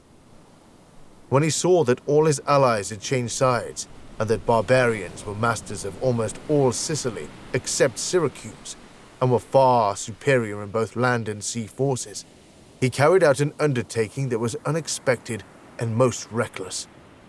He determined to leave an adequate garrison for the city, to select those of the soldiers who were fit, and with these to cross over into Libya. For he hoped that, if he did this, those in Carthage who had been living luxuriously in long-continued peace, and were therefore without experience in the dangers of battle, would easily be defeated.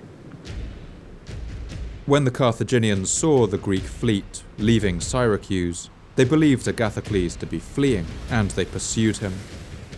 They chased the Greeks, harrying them across the sea for hundreds of kilometers, pelting them with arrows and sling stones. But luck was on the side of the Greeks, and Agathocles and his soldiers were able to land on the beaches of Africa. Agathocles must have feared that his soldiers would lose courage and attempt to flee, and so he ordered their ships to be burned in an offering to the gods, as Diodorus recounts. Standing by the stern, he bade the others also to follow his example. Then, as all the captains threw in the fire and the flames quickly blazed high, the trumpeters sounded the signal for battle and the army raised the war cry, while all together prayed for a safe return home. This Agathocles did, for it was clear that if the retreat to the ships was cut off, in victory alone would they have hope for safety. Nevertheless, when all the ships were aflame and the fire was spreading widely, terror laid hold upon the Sicilians, as they considered the vastness of the sea that separated them from home. From the city walls of Carthage, the fires of the burning ships would have been visible on the horizon, and now fear was beginning to spread among its citizens. For them, war was something that happened in other places. The city had never been significantly threatened before, and there were virtually no forces there to defend it. Panic and great confusion seized upon the city. The crowds rushed to the marketplace, and the council of elders consulted what should be done. In fact, there was no army at hand that could take the field against the enemy. The mass of the citizens who had no experience in warfare were already in despair, and the enemy was thought to be near the walls. For the first time, the citizens of Carthage would actually have to fight. They were conscripted en masse, given long spears and shields, perhaps given some rudimentary training, and, along with the small complement of city guards, marched out to meet the Greeks in battle. The Carthaginians hoped to make up for the poor quality of their citizen troops with sheer numbers, and, vastly outnumbering Agathocles, they were confident of victory. But that was not to be the case. When they met, the experienced and now desperate Greeks smashed the citizen soldiers of Carthage, ran them off the battlefield, and flooded into their camp. And here, Diodorus writes that they made a telling discovery. In the camp of the Carthaginians were found, along with other goods, many wagons, in which were being transported more than 20,000 pairs of manacles. For the Carthaginians, having expected to master the Greeks easily, had passed the word along among themselves to take alive as many possible and, after shackling them, to throw them into slave pens. With this army defeated, the city of Carthage was now completely surrounded by hostile forces, and Diodorus can't help but comment on the ridiculous nature of the situation. In Sicily, the Carthaginians who had defeated Agathocles in a great battle were besieging Syracuse. But in Libya, Agathocles had brought the Carthaginians under siege. It's here that the Carthaginians, in their desperation, seem to have turned to an ancient ritual that forms one of the darkest and most controversial aspects of their history. That is, the rite of child sacrifice.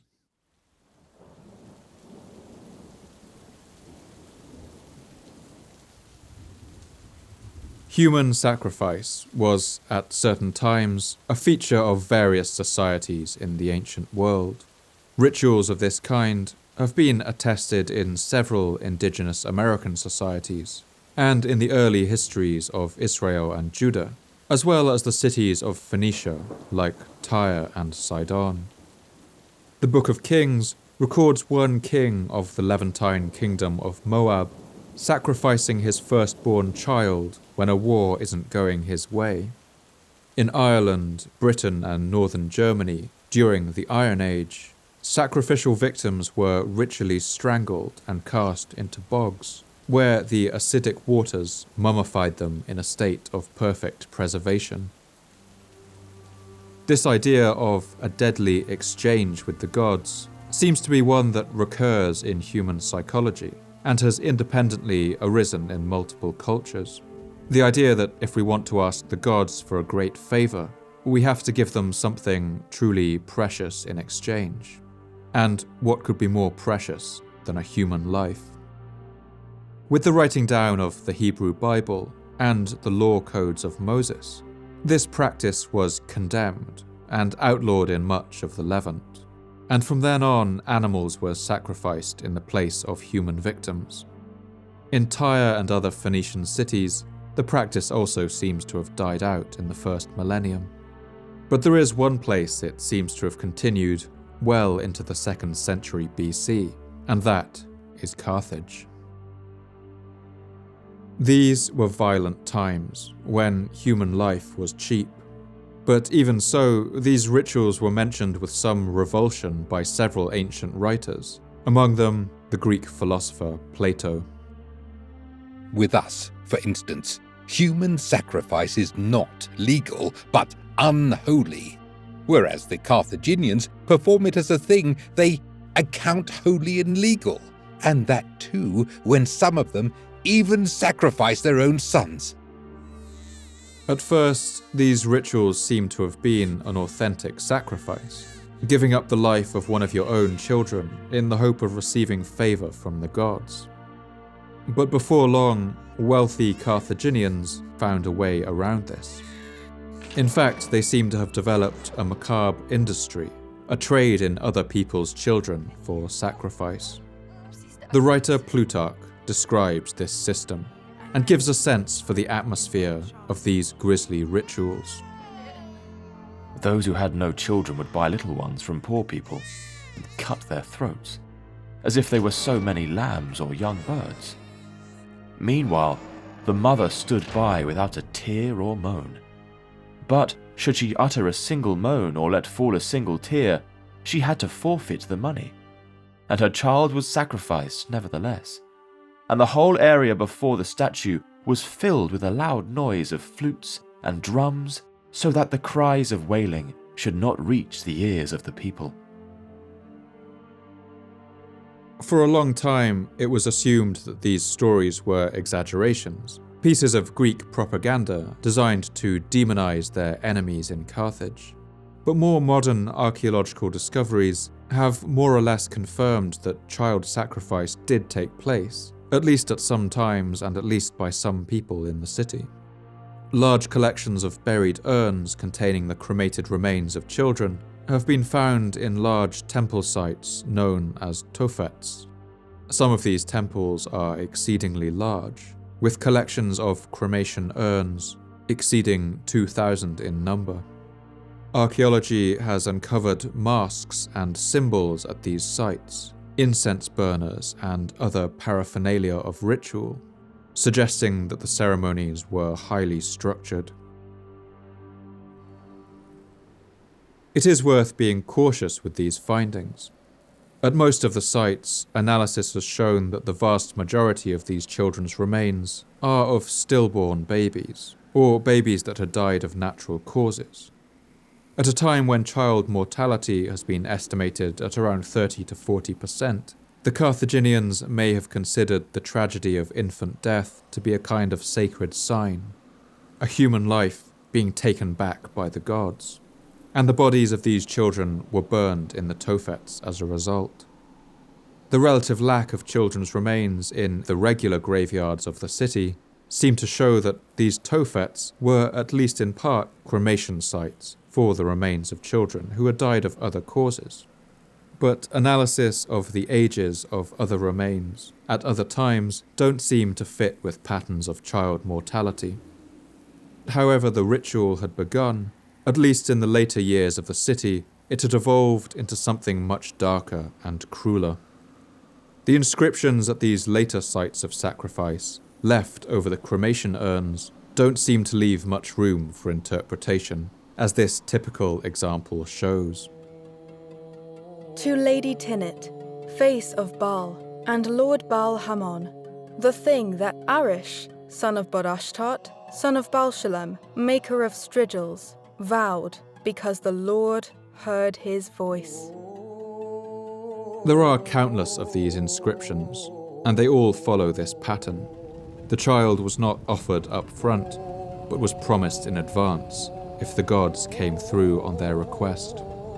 The Greek historian Cleitarchus seems to confirm this order of events. The Phoenicians, and above all the Carthaginians, whenever they were eager for a great thing to succeed, made a vow by one of their children. If they would receive the desired things, they would sacrifice to the gods. A bronze Kronos, having been erected by them, stretched out upward hands over a bronze oven to burn the child. The flame of the burning child reached its body until, the limbs having shriveled up and smiling mouth appeared to be almost laughing, it would slip into the oven. We can't imagine the kinds of things people might have asked for in exchange for these sacrifices. Perhaps in some instances we can imagine the ritual was performed out of desperation, an extreme measure. Other times, perhaps the wishes were trivial. Good weather on a journey, maybe. Good fortune and wealth in the year to come. Or the downfall of a business rival. Whatever their wish was, it seems that if it went on to come true, the child's fate would be sealed. With only fragmentary second-hand accounts, and the little that can be gleaned from archaeological sites, we're left guessing about the questions that desperately need answers. How widespread this practice was in society, why and when people engaged in it, and how the majority of Carthaginian citizens felt about it.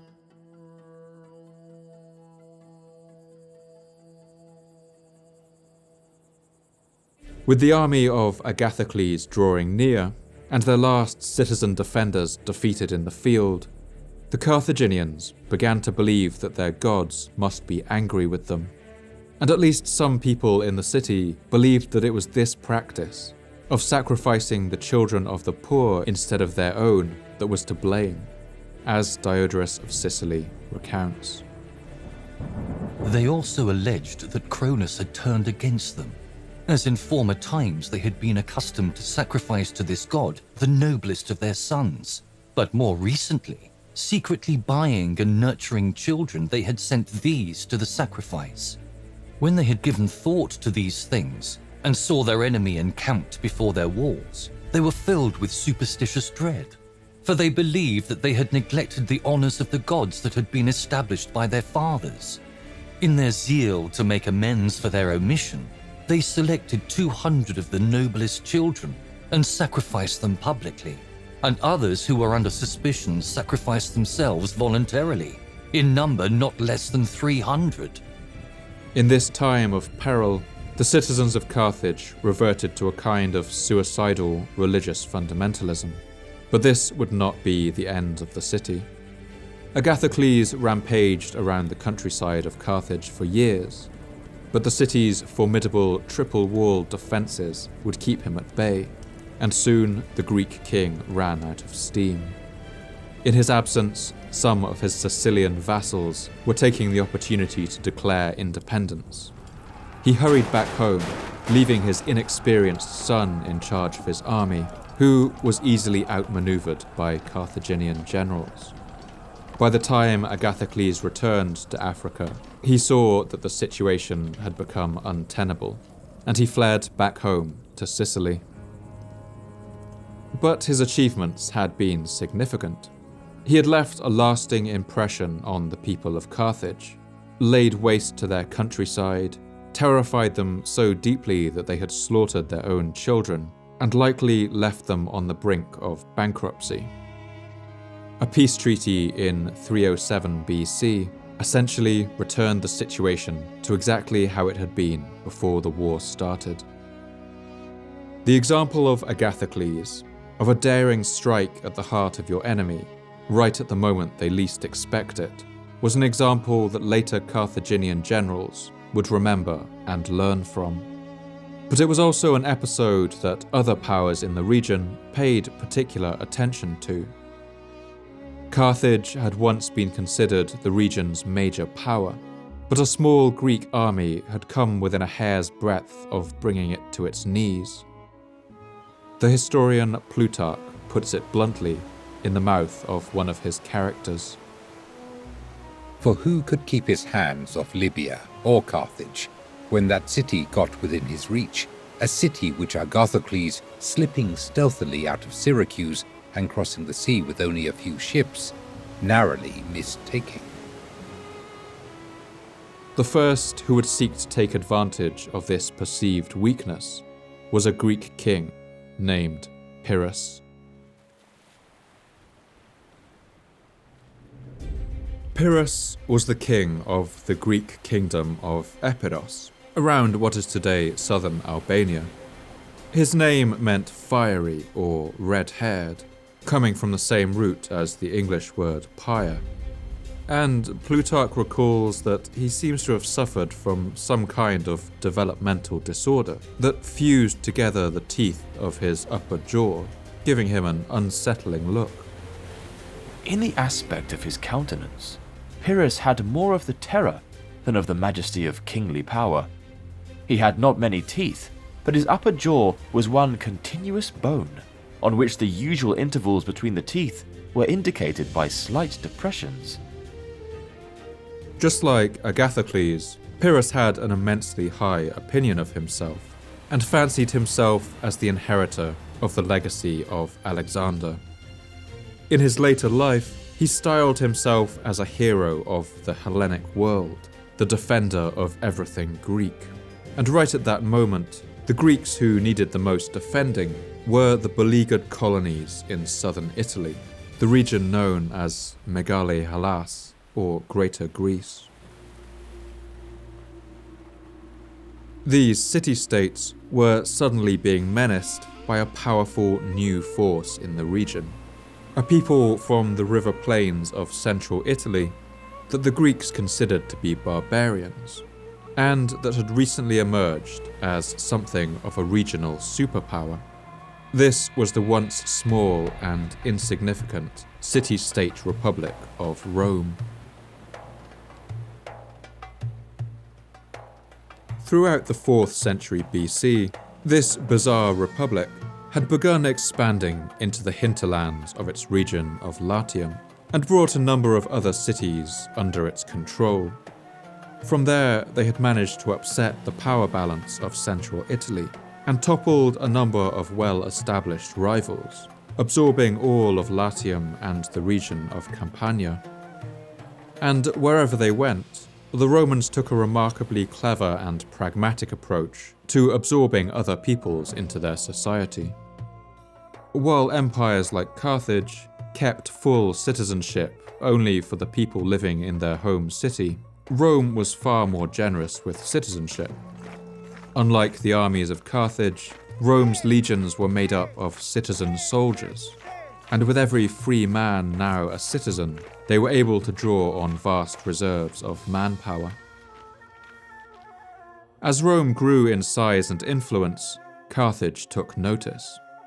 About 160 years after the first treaty they had signed, they penned a new, expanded agreement with Rome.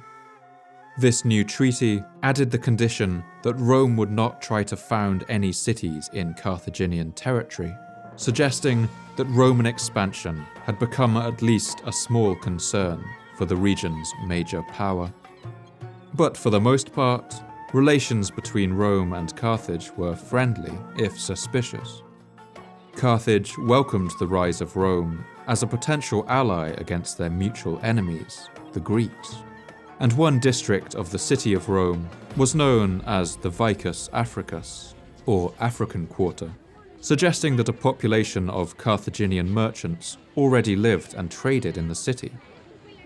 It seems Carthage viewed Rome not as an unwelcome rival, but as a new potential source of customers. But for the Greek colonies of southern Italy, Rome was a voracious new predator.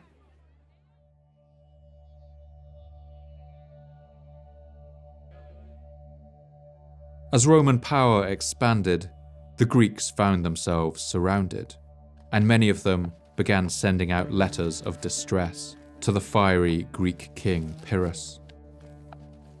One of these colonies was the city of Tarentum, as Plutarch recalls. The Romans were at war with the people of Tarentum, who, being able neither to carry on the war nor put an end to it, wished to make Pyrrhus their leader and summon him to the war, believing him to be a most formidable general. Pyrrhus couldn't resist this opportunity to position himself as the valiant defender of Greek civilization against these Latin barbarians. He gathered an armada and a large army complete with 20 war elephants, and in the year 280 BC, he sailed to southern Italy in full force. Himself a sophisticated Greek, Pyrrhus expected to meet an unruly barbarian horde on the battlefield. But Roman troops were by now toughened from their long wars of expansion in Italy, and they were already exhibiting the kind of organization that would one day make them famous. When he learned that the Romans were near and lay encamped on the further side of the river Cyrus, he rode up to the river to get a view of them. And when he observed their discipline, the appointment of their watches, their order, and the general arrangement of their camp, he was amazed and said to the friend that was nearest him, "The discipline of these barbarians is not barbarous." But these early Roman legions were still no match for Greek phalanxes, and the sight of Pyrrhus's elephants terrified the Roman horses. Pyrrhus defeated the Romans in 2 battles, at Heraclea and at Ausculum in the year 279 BC, and he believed that Rome must soon concede the war and agree to the terms of his demands. But slightly to the bemusement of Pyrrhus, Rome simply refused to admit defeat. This refusal to ever sue for peace would become something of a Roman hallmark. Some have argued that Rome's very nature as a citizen democracy actually contributed to their immense doggedness in warfare. Their leaders were politicians and existed in a state of constant competition with each other for the support of the voting public. Any politician who signed a damaging peace treaty could be eviscerated in the Senate as a coward, a fool, or even a traitor. This meant that Roman senators would often overwhelmingly vote to continue a war rather than admit defeat. This will to continue, along with their large reserves of citizen manpower, meant that Rome could often absorb terrific defeats, losing whole armies, and simply keep going. This often had the effect of simply grinding down their enemies' will to fight. According to Plutarch, who was fond of inventing dialogue for his historical characters, Pyrrhus made the following quip after his 3rd victory with Rome. We are told that Pyrrhus said to one who was congratulating him on his victory, "If we are victorious in one more battle with the Romans, we shall be utterly ruined," for he had lost great part of the forces with which he came, and all his friends and generals, except a few. He had no others whom he could summon from home, and he saw that his allies in Italy were becoming indifferent, while the army of the Romans, as if from a fountain gushing forth indoors, was easily and speedily filled up again. After this series of Pyrrhic victories, Pyrrhus soon realized the conquest of Italy would elude him. He came within miles of Rome, but the tall Servian walls of the city meant that his beleaguered force had no hope of capturing it. Still, he couldn't bear the thought of returning home empty-handed. Pyrrhus decided that he would head to Sicily and see if he could have any more success helping the Greek colonies there fight against the Carthaginians. He arrived in the Greek town of Syracuse to a hero's welcome. Every Greek colony on the island sent troops to fill his army, and Pyrrhus would find the Carthaginian forces on Sicily to be a much softer target than the legions of Rome. The Carthaginian response to Pyrrhus couldn't have been more different to the Romans. With little desire to be dragged back into another war in Sicily, they offered to pay him off generously to leave them alone, but Pyrrhus refused, as Plutarch describes. When the Carthaginians were inclined to come to terms, and were willing to pay him money and send him ships, he replied to them, his heart being set on greater things, that there could be no settlement or friendship between himself and them unless they abandoned all Sicily. But Sicily too eventually defeated him. After years of war, his men were tired. The Carthaginians and Romans were now working together, so he faced the powerful armies of Rome on land and the vast navy of Carthage by sea. After finally meeting with defeat in southern Italy, he cut his losses and sailed for home with little to show for his years of war. As he sailed away, Plutarch imagines Pyrrhus reflecting on the situation he has left behind. He could not master Sicily, which was like a storm-tossed ship, but desired to leave her. And it is said that at the time of his departure, Pyrrhus looked back at the island and said to those about him, "My friend, what a wrestling ground for Carthaginians and Romans we are leaving behind us." Pyrrhus's campaign had ended in failure. With him gone, Rome quickly swept over the remaining Greek city-states of Italy and solidified its hold on the south of their peninsula. The Romans built roads, connecting these wealthy Greek cities to the Roman network, and used the treasure they seized to build a grand series of new temples in the capital, as well as an enormous second aqueduct for Rome, the Aqua Anio Vetus. Meanwhile, Carthage reclaimed many of the cities that Pyrrhus had taken in Sicily. But without a common enemy, the twin powers of Carthage and Rome were now butting up against each other.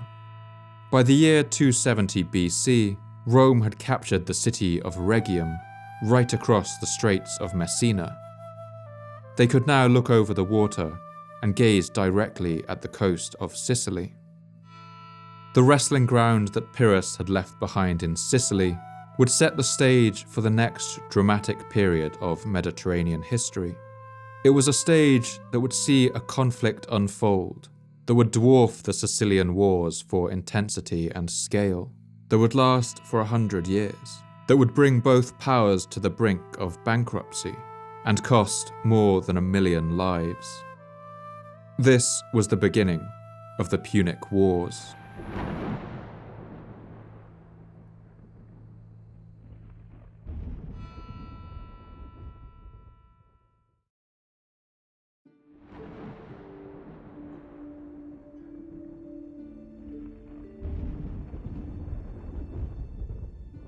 The word Punic comes from Latin and is a mutation of the Greek word Phoenike, or Phoenician.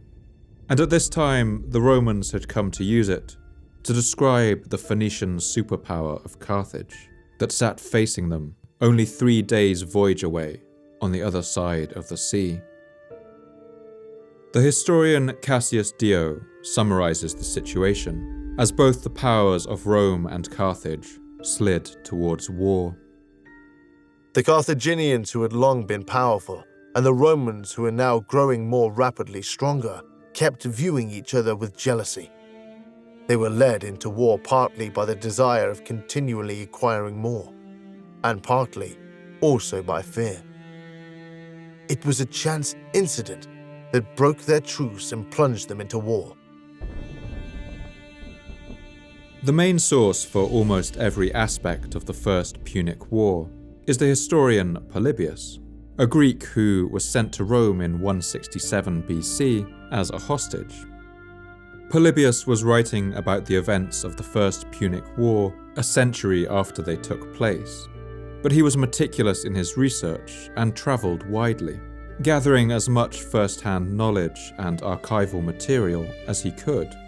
And as a Greek, he was something of an outsider in Rome, meaning that his portrayal of the war is considered to be relatively even-handed. The story that Polybius tells begins in the volcanic island of Sicily, where, around the beginning of the 3rd century BC, trouble was once again threatening to erupt.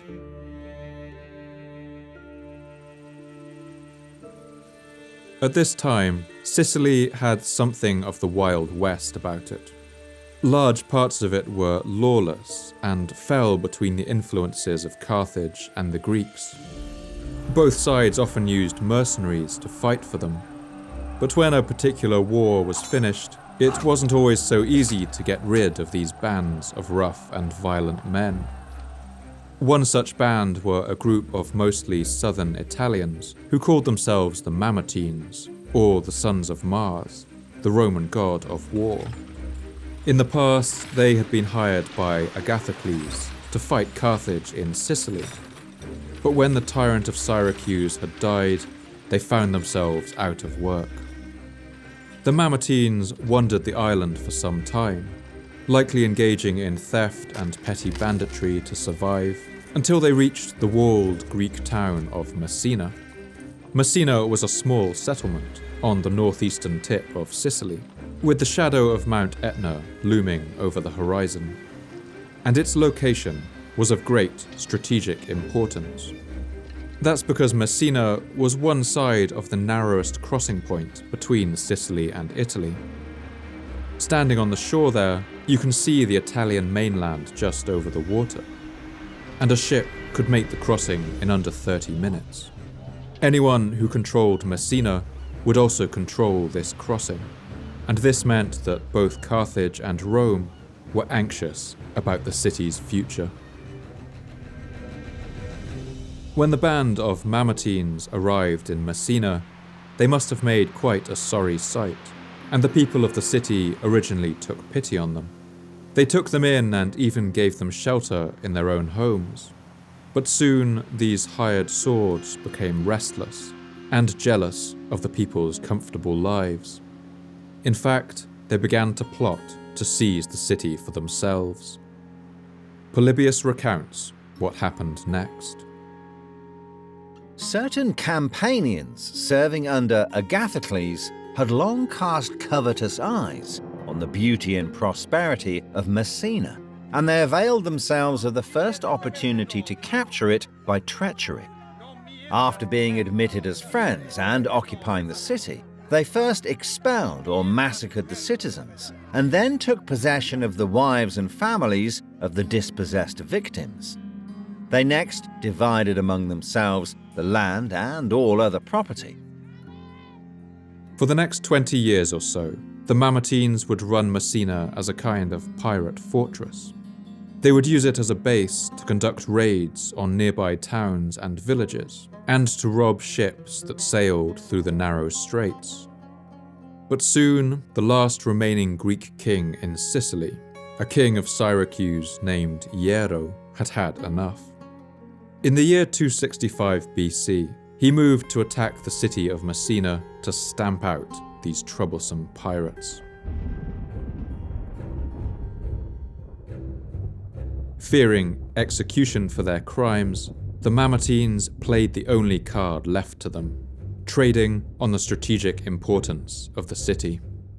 They sent out requests for help to both of the big players in the region, to Rome and to Carthage. The Carthaginians, being closer, came to their help first, delighted as always to kick sand in the face of the Greeks. They moved a small army into Messina and helped the Mamertines to defend it. This was just the latest move in the nearly 2-century chess game between Carthage and the Greeks of Sicily, but to the Romans, it was a worrying move. With control of the crossing over to Italy, the Romans began to fear that Carthage was plotting an invasion of the mainland, as Polybius recalls. The Romans saw all this and felt that it was absolutely necessary not to let Messina slip, or allow the Carthaginians to secure what would be like a bridge to enable them to cross into Italy. The Roman Senate, was bitterly divided on what to do, with many expressing disgust at coming to the aid of what amounted to a band of pirates. But eventually their fears won out. They voted to send a force to Messina to secure the crossing, led by a consul named Appius Claudius. Rome was an inland city, situated on the river Tiber, and so the Romans were not a naturally sea-going people. With few ships of their own, they borrowed as many as they could from the coastal cities of southern Italy. When they first took in hand to send troops across to Messina, they not only had no decked vessels, but no warships at all, not so much as a single galley. But they borrowed quinquiremes and triremes from Tarentum and Locri, and even from Alea and Neapolis. The Romans under the command of Appius successfully made the short crossing in 264 BC, catching the powerful Carthaginian navy off guard. When they arrived in Messina, the Italian Mamertines ousted the Carthaginians who had come to their aid and welcomed the Roman army into the town in their place. The Roman capture of Messina immediately shifted the balance of power in Sicily. The Greeks of Syracuse formed a hasty alliance with their ancient enemies in Carthage, overturning 2 centuries of war to repel this new invader. But it was no good. The Roman commander Appius descended on Syracuse with lightning speed, as Polybius writes. Having succeeded in engaging the enemy, thenceforth he scoured the territory of Syracuse and her allies with impunity, and laid it waste without finding anyone to dispute the possession of the open country with him. And finally he sat down before Syracuse itself, and laid siege to it. King Hiero saw no other way out. He surrendered, switched sides, and swore allegiance to the Romans. This was the end of the last independent Greek states in Italy and Sicily, and the future of the Mediterranean would now be decided by either Carthage or Rome. Both sides now marched to war.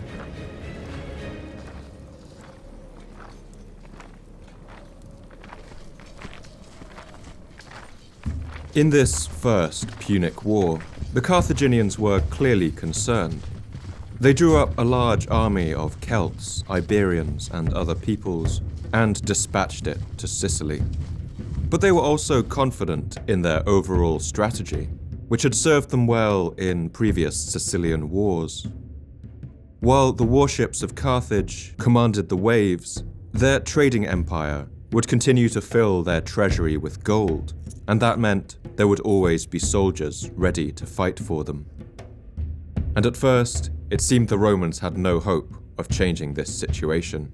They had virtually no navy, and their own shipbuilding technology lagged behind, perhaps by centuries, as the historian Polybius writes.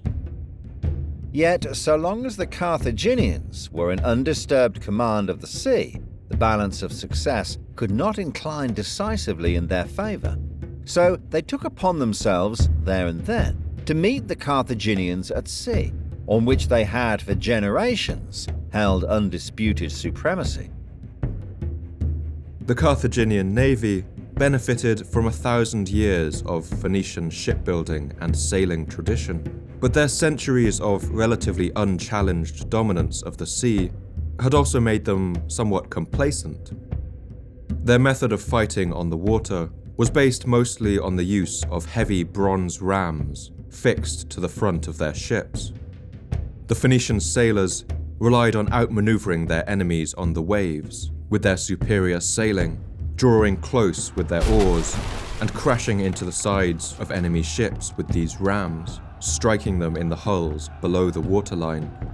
It was a method of warfare that had remained unchanged for the last 500 years, and the Carthaginians were among the best in the world at this tricky way of fighting. But soon the Romans would come across a stroke of good luck.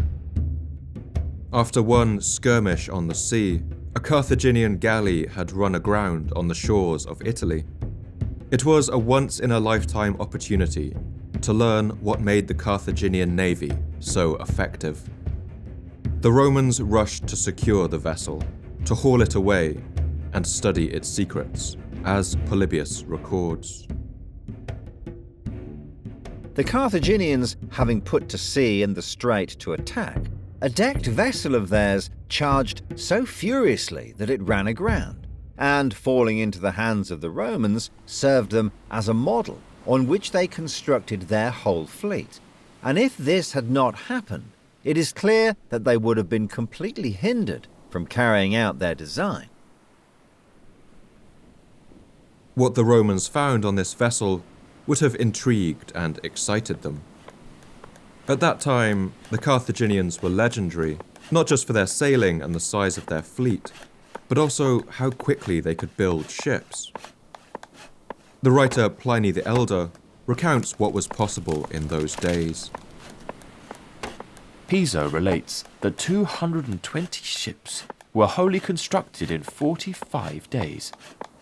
In the Second Punic War, too, the fleet was at sea the 40th day after the axe had been put to the tree.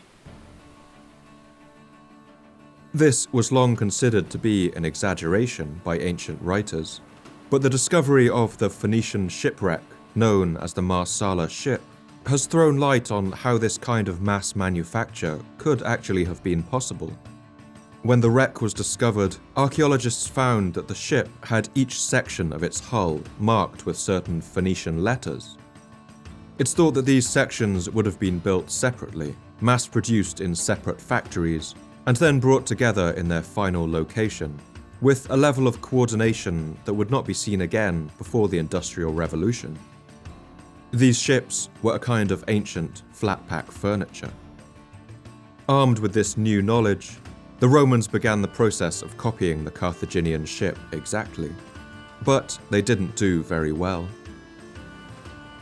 In their first engagement with Carthage, the inferior mobility of these Roman ships and the inexperience of their sailors meant that a squadron of 17 Roman vessels was destroyed, easily outmaneuvered by the Phoenicians, and dealt death blows by their rams. Following this, the Romans began to change their tactics. Getting the hang of the complicated business of outmaneuvering and ramming enemy ships would take too long, and so they tried to bring the battles at sea into more familiar territory. To do this, they developed an ingenious new technology. It was a kind of boarding bridge that they called a corvus, the Latin word for crow. These were raised like a drawbridge at the front of the ship, and when they drew near to an enemy vessel, these gangplanks would have dropped down onto the enemy deck, where a metal spike on the underside would drive its way into the wood. These bridges would now hold the two ships together, neutralizing the speed and agility of the Carthaginian vessels, preventing them from ramming and allowing the Roman legionaries to flood on board. It was a crude but surprisingly effective tactic. The Romans kept their new inventions hidden, and now with a secret naval weapon of their own, they risked a large-scale confrontation on the sea.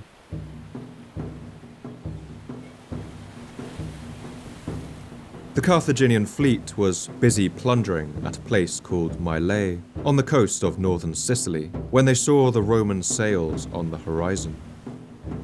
They were delighted that their enemies had finally risked a battle, and were supremely confident of sending the whole fleet of this troublesome Italian power straight to the bottom of the ocean. Polybius recounts what happened next. No sooner did the Carthaginians sight him than with joy they put to sea, with 130 sail, feeling supreme contempt for the Roman ignorance of seamanship. Accordingly, they all sailed with their prows directed straight at their enemy. They did not think the engagement worth even the trouble of ranging their ships in any order. When they neared the enemy, they saw the crows raised aloft on the prows of several ships.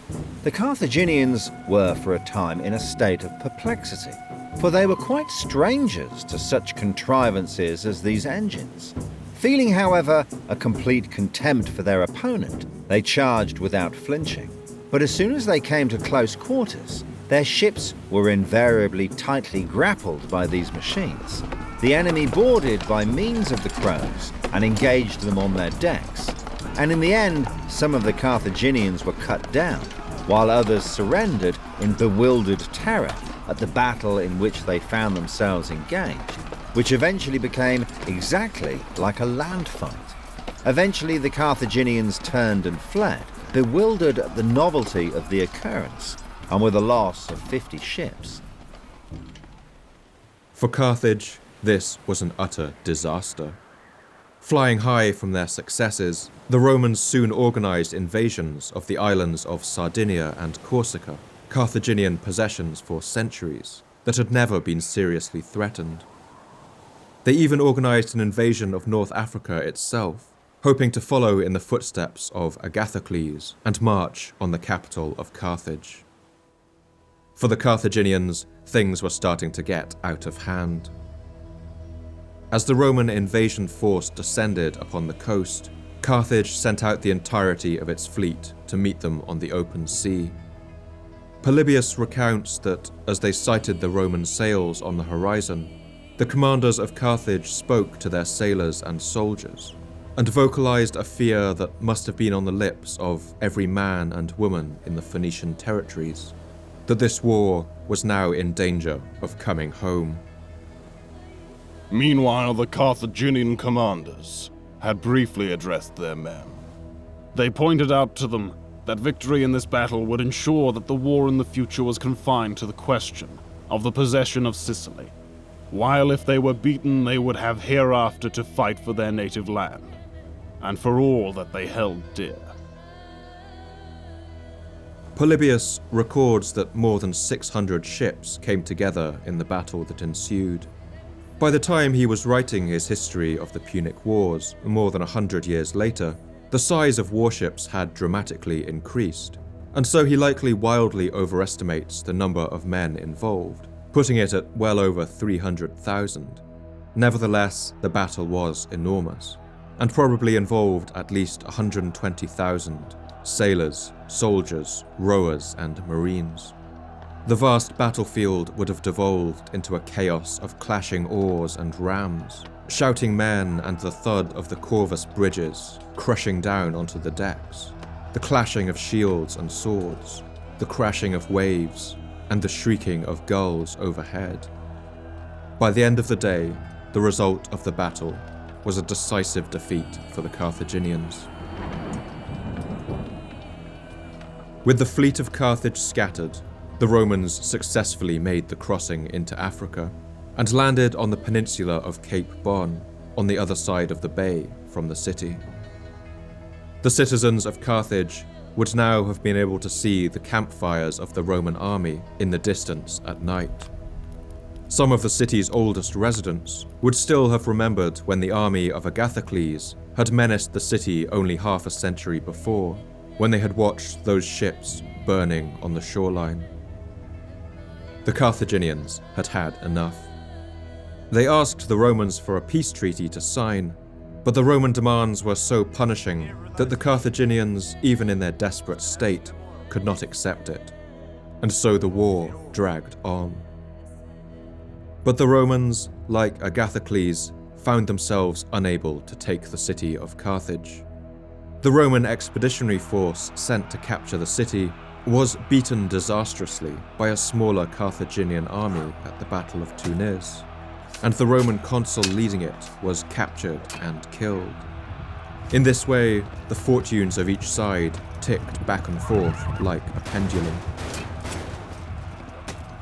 Another naval battle at Cape Hermaeum saw another Roman victory and another 100 Carthaginian ships sunk, but the Romans had no time to celebrate. On its return voyage home, the victorious Roman fleet was hit by a devastating storm, as Polybius records.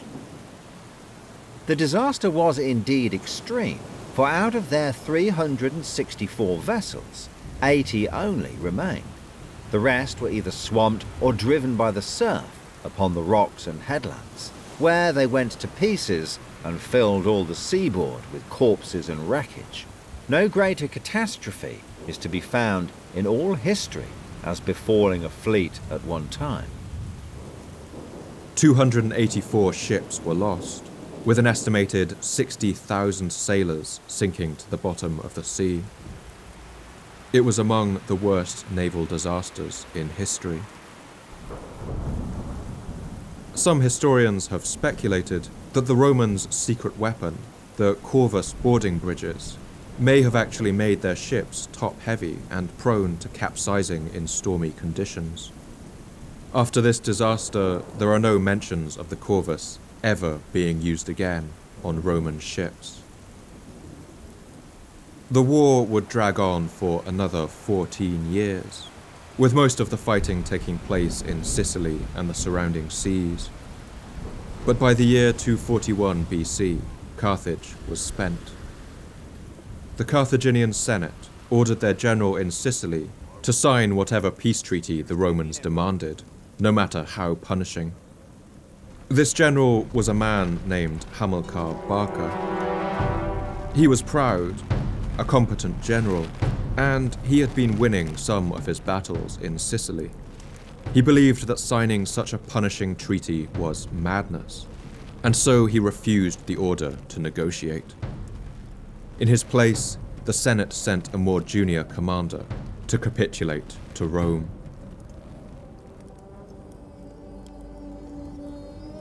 The First Punic War ended in the year 241 BC, 23 years after it had begun, with the signing of the Treaty of Lutatius.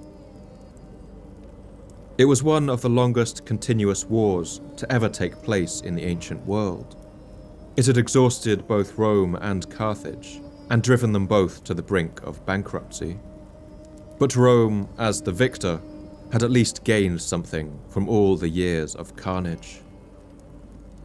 Under the terms of the treaty, Carthage was forced to give up all its remaining territory in Sicily to Rome, and possibly the island of Corsica too. Carthage was forced to release all Roman prisoners without ransom, while hefty ransoms were charged for any Carthaginian held by Rome. And they were forced to pay a staggering 82 tons of silver in reparations to Rome over the next 10 years. All of this meant that Carthage could no longer afford to pay its armies. Many of these were foreign mercenaries that it was already in debt to, and in the same year as the treaty was signed, a large band of these mercenaries, around 20,000 men or so, camped outside the city itself and refused to budge until they got paid. But the state was all but bankrupt. When the Carthaginian Senate delayed in paying them, they mutinied and began looting and burning the countryside. While the 2 decades of war had been tough on the citizens of Carthage, it had been even tougher on the rural regions of Africa it ruled over. Carthaginian provinces like Libya had sent huge numbers of men to fight for Carthage, and they were subjected to punishing taxes to pay for it all. Their resentment had been slowly building, and now it boiled over. When news of this army of rioting mercenaries reached some of these discontented cities, they saw their chance to free themselves of the rule of Carthage entirely. Many of them rebelled, and soon Carthage was engulfed in a civil war. It looked for the first time like the entire empire might come apart at the seams, as Polybius writes. For 3 years and about 4 months did the mercenaries maintain a war against the Carthaginians, which far surpassed any that I have heard of for cruelty and inhumanity. The many battles in which they have been engaged at sea had naturally left them ill supplied with arms, sailors and vessels. They had no store of provisions ready, and no expectation whatever of external assistance from friends or allies.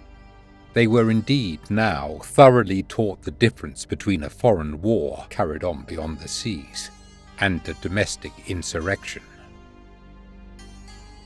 The civil war that followed, which would become known as the Mercenary War, would unfold with unparalleled brutality. The bodies of crucified rebels would have become a regular sight along the roads. The instability caused a famine, and Carthage was forced to raise an army from its citizens, forcing ordinary people in the capital to fight. The man tasked by the Carthaginian Senate with carrying out this civil war was the proud general Hamilcar Barca, the man who had refused to sign the treaty with Rome. Throughout these years of violence, he would have seen his homeland burning, his people starving and dying, and all this time he nursed his hatred for his Roman enemies.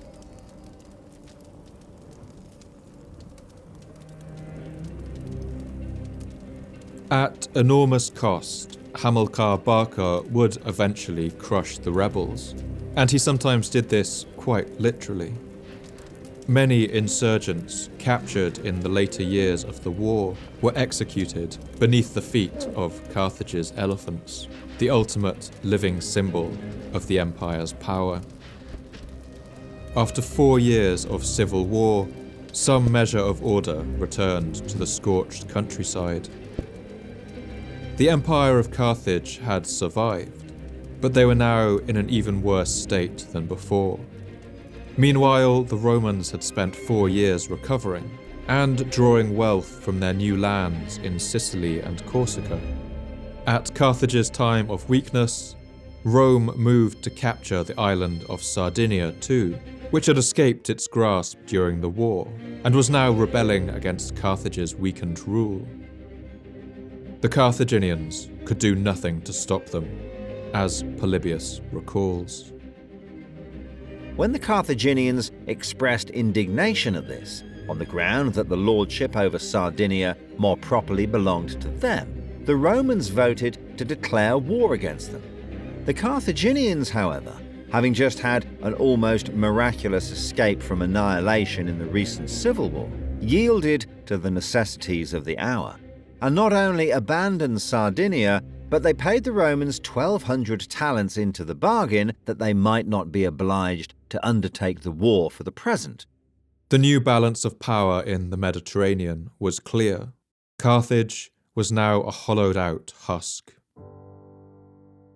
If they were to reclaim any of the power that they had once held, the next generation of Carthaginian military leaders would need to produce a general of such genius that he could turn around the hopes and fortunes of this floundering empire. A general that would conduct a campaign so daring that it is still studied in military academies to this day. That man would bear a name that in Phoenician meant "by the grace of Baal." His name was Hannibal.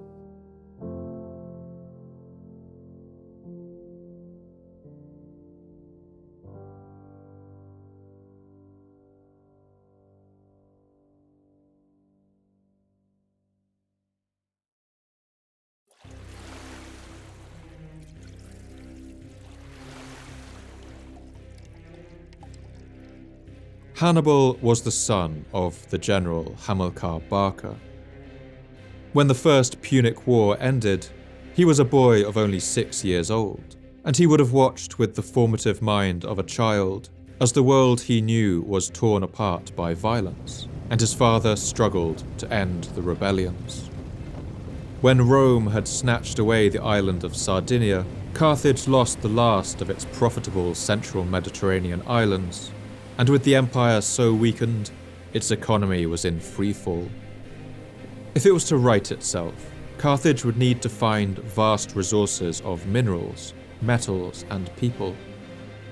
And Hannibal's father knew that the only way these could be found was by expanding Carthage's last remaining overseas territories. These were in southern Spain, as Polybius writes. Hamilcar, with the anger felt by all his compatriots at this last outrage, As soon as he had finally crushed the mutiny of mercenaries and secured the safety of his country, at once threw all his efforts into the conquest of Spain. Hamilcar gathered an army and set out for the Spanish colonies. Rome now ruled the seas, and Carthage's navy was so weakened that he was unable to travel the whole way to Spain by ship. Instead, he had to march all the way across North Africa and ferry his army across the sea at the narrow Straits of Gibraltar. When he left, he took his own young son Hannibal with him to teach the boy the art of war and to ensure that he passed on his burning hatred for Rome. At the time when his father was about to start with his army on his expedition to Spain, Hannibal, then 9 years of age, was standing by the altar, while Hamilcar was sacrificing to Zeus. His father took him by the hand, led him up to the altar, and bade him lay his hand on the victim and swear never to be the friend of the Romans. He made his own son Hannibal such an enemy of Rome that none could be more bitter. Despite the weakened state of Carthage, Hamilcar succeeded in conquering the Celtic tribes of Spain. He built a new city there that became known as New Carthage, now the southern Spanish city of Cartagena. While the young boy Hannibal grew up in Spain, he would have likely visited the temple of Melkart, or Hercules, in Gades, that temple with the golden olive tree at its center. He would have heard stories about Hercules and his legendary journey over the Alps, herding the cattle of Geryon the giant. Perhaps he would have even learnt the history of the Greek Agathocles and his daring strike right at the heart of his stronger enemy. And all this while, he would have dreamed of one day making his own mark on history. When his father Hamilcar died and his successor was assassinated, it would soon fall to the young Hannibal to lead the Carthaginian armies in Spain. He continued his father's work of expanding their territories, pushing back the local Celtic tribes who opposed him, and it's clear he developed a flair for warfare. By the time he was 27, Hannibal controlled more than half of the Iberian Peninsula, a vast and wealthy territory of nearly 250,000 square kilometers. From his father, he had inherited an army of 60,000 battle-hardened troops, the best in the empire, and a stable of 200 war elephants. He had also forged alliances with a number of Celtic tribes in Spain that he knew would come to his aid if needed. He was now at the head of the wealthiest and most powerful province of the empire. Hannibal and his father's success in Spain restored the lifeblood of Carthage, and silver once again flowed through the empire. It's said that just one Spanish mine in the region of Baybello, with its shafts running more than 2 kilometers into the mountainside, was producing nearly 1,000 kilograms of silver each week for Hannibal's treasury. Analysis shows that the coins being minted in Spain at this time were of an exceptionally high content of silver, while those being minted back in Carthage were still watered down with cheaper metals. All of this meant that Hannibal was beginning to feel increasingly confident about testing the bounds of what he could get away with, both with the Senate back in Carthage and with his sworn enemy of Rome. The Roman poet Silius Italicus gives one description of his character. He was one by nature, eager for action, yet an oath breaker. Cunning beyond all, though of questionable fairness. Armed, he was no respecter of the gods, bold to do wrong, scorning the virtues of peace, and with a thirst for human blood alive in his deepest marrow. Above all, in the flower of his youth, he longed to erase that defeat, a generation's shame, and drown their peace treaty deep in the Sicilian Sea. The location for the flashpoint that would spark the Second Punic War was the town of Saguntum, just north of what is today Valencia in southern Spain. Saguntum was a Roman ally, and Rome had been watching with concern as Carthage's Spanish borders edged ever closer. Rome had made it very clear that they would not tolerate a Carthaginian attack on the city of Saguntum. But Hannibal was willing to call their bluff. In the year 219 BC, at the age of 28, he led his army against the city and put it under siege. The fighting didn't go smoothly. The people of Saguntum put up a fierce defense from their walls, and Hannibal was even wounded in the thigh by a javelin. But his move to take the city was a clear spit in the eye of the Romans. When they heard about what was happening, Rome dispatched some envoys who turned up at Hannibal's siege camp at Saguntum and demanded to speak with him. He had his men send them away, telling them that he was too busy to talk to them. The Romans must have left, seething with rage. Back in Carthage, news of Hannibal's actions were likely met with excitement by his supporters, and with a frenzy of dismay by others. One of his great opponents, a man named Hanno, is supposed to have delivered a blistering speech against him in the Carthaginian Senate, the words of which the later Roman historian Livy imagines. As long as any single representative of the blood and name of Barca survives, our treaty with Rome will never remain unimperiled. You have sent to the army, as though supplying fuel to fire, a young man who is consumed with a passion for sovereign power, and who recognizes that the only way to it lies in passing his life surrounded by armed legions and perpetually stirring up fresh wars. It is against Carthage that Hannibal is now bringing up his towers. It is Carthage whose walls he is shaking with his battering rams. The ruins of Saguntum will fall on our heads, and the war which has begun with Saguntum will have to be carried on with Rome. But Hannibal also had plenty of supporters, and even his strongest opponents in the Senate found themselves in something of a bind. Many would have likely preferred to have Hannibal arrested and his armies given to some more predictable general, but in truth, they had no idea how to do this. Hannibal's soldiers were loyal to him, and any move against him would cause a civil war that could lose Carthage all of the wealthy Spanish provinces on which their entire economy now rested. But the Romans too were paralyzed by indecision. For the 8 months of the siege of Saguntum, Rome did nothing but complain.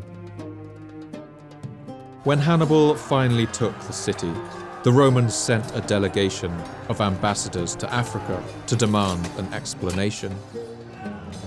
The clouds of war were once again gathering over the sea.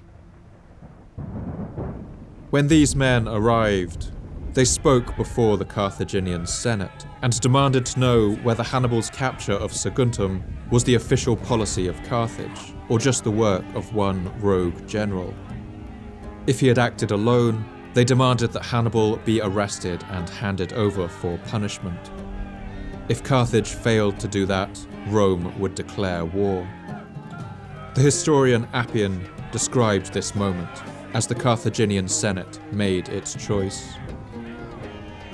The Romans now sent ambassadors to Carthage to demand that Hannibal should be delivered up to them as a violator of the treaty.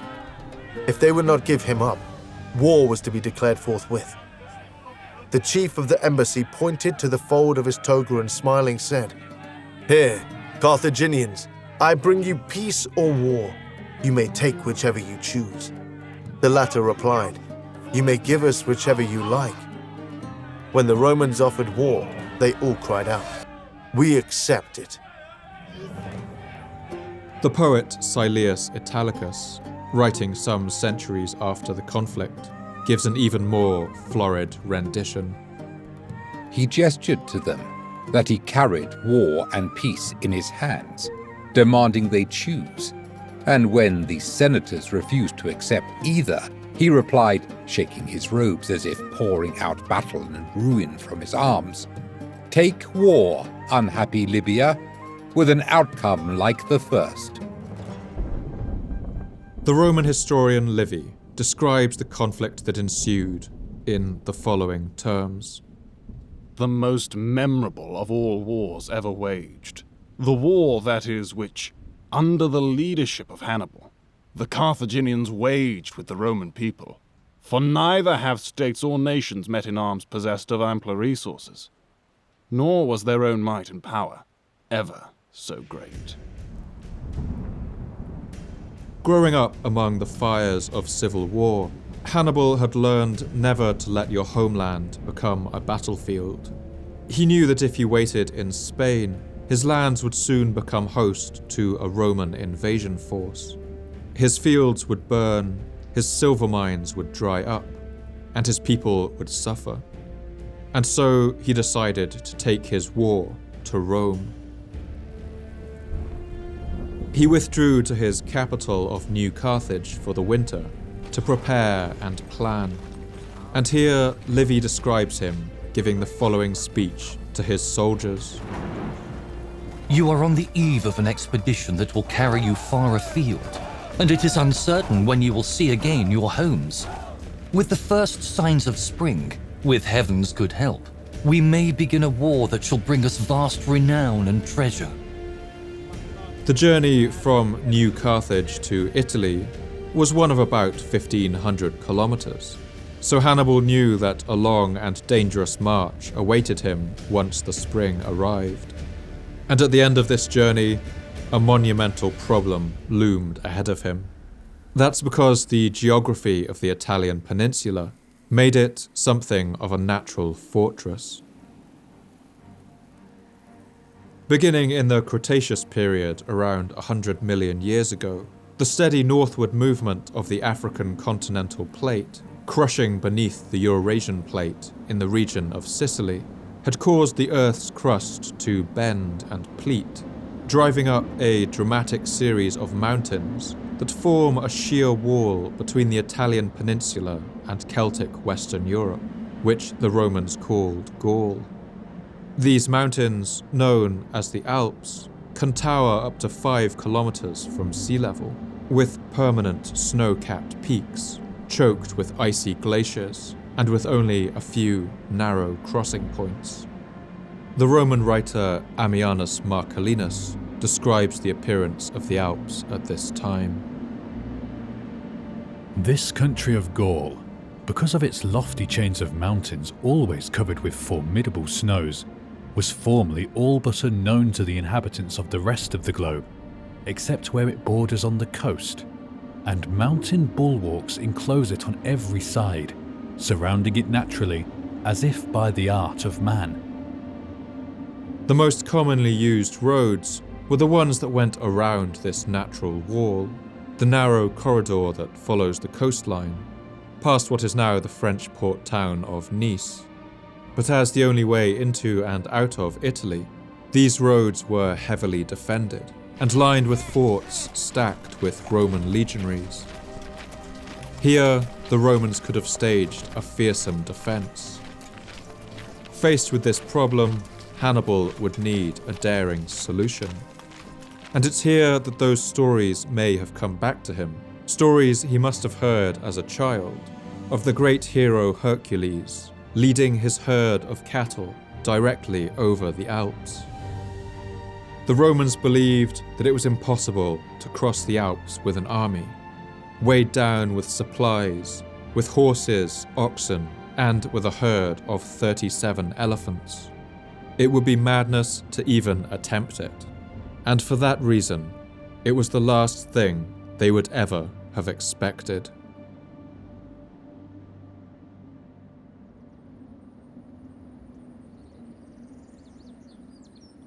When spring came, and the Romans heard of the Carthaginian army beginning its march, they sent ambassadors along the coastal roads and into what they called Transalpine Gaul.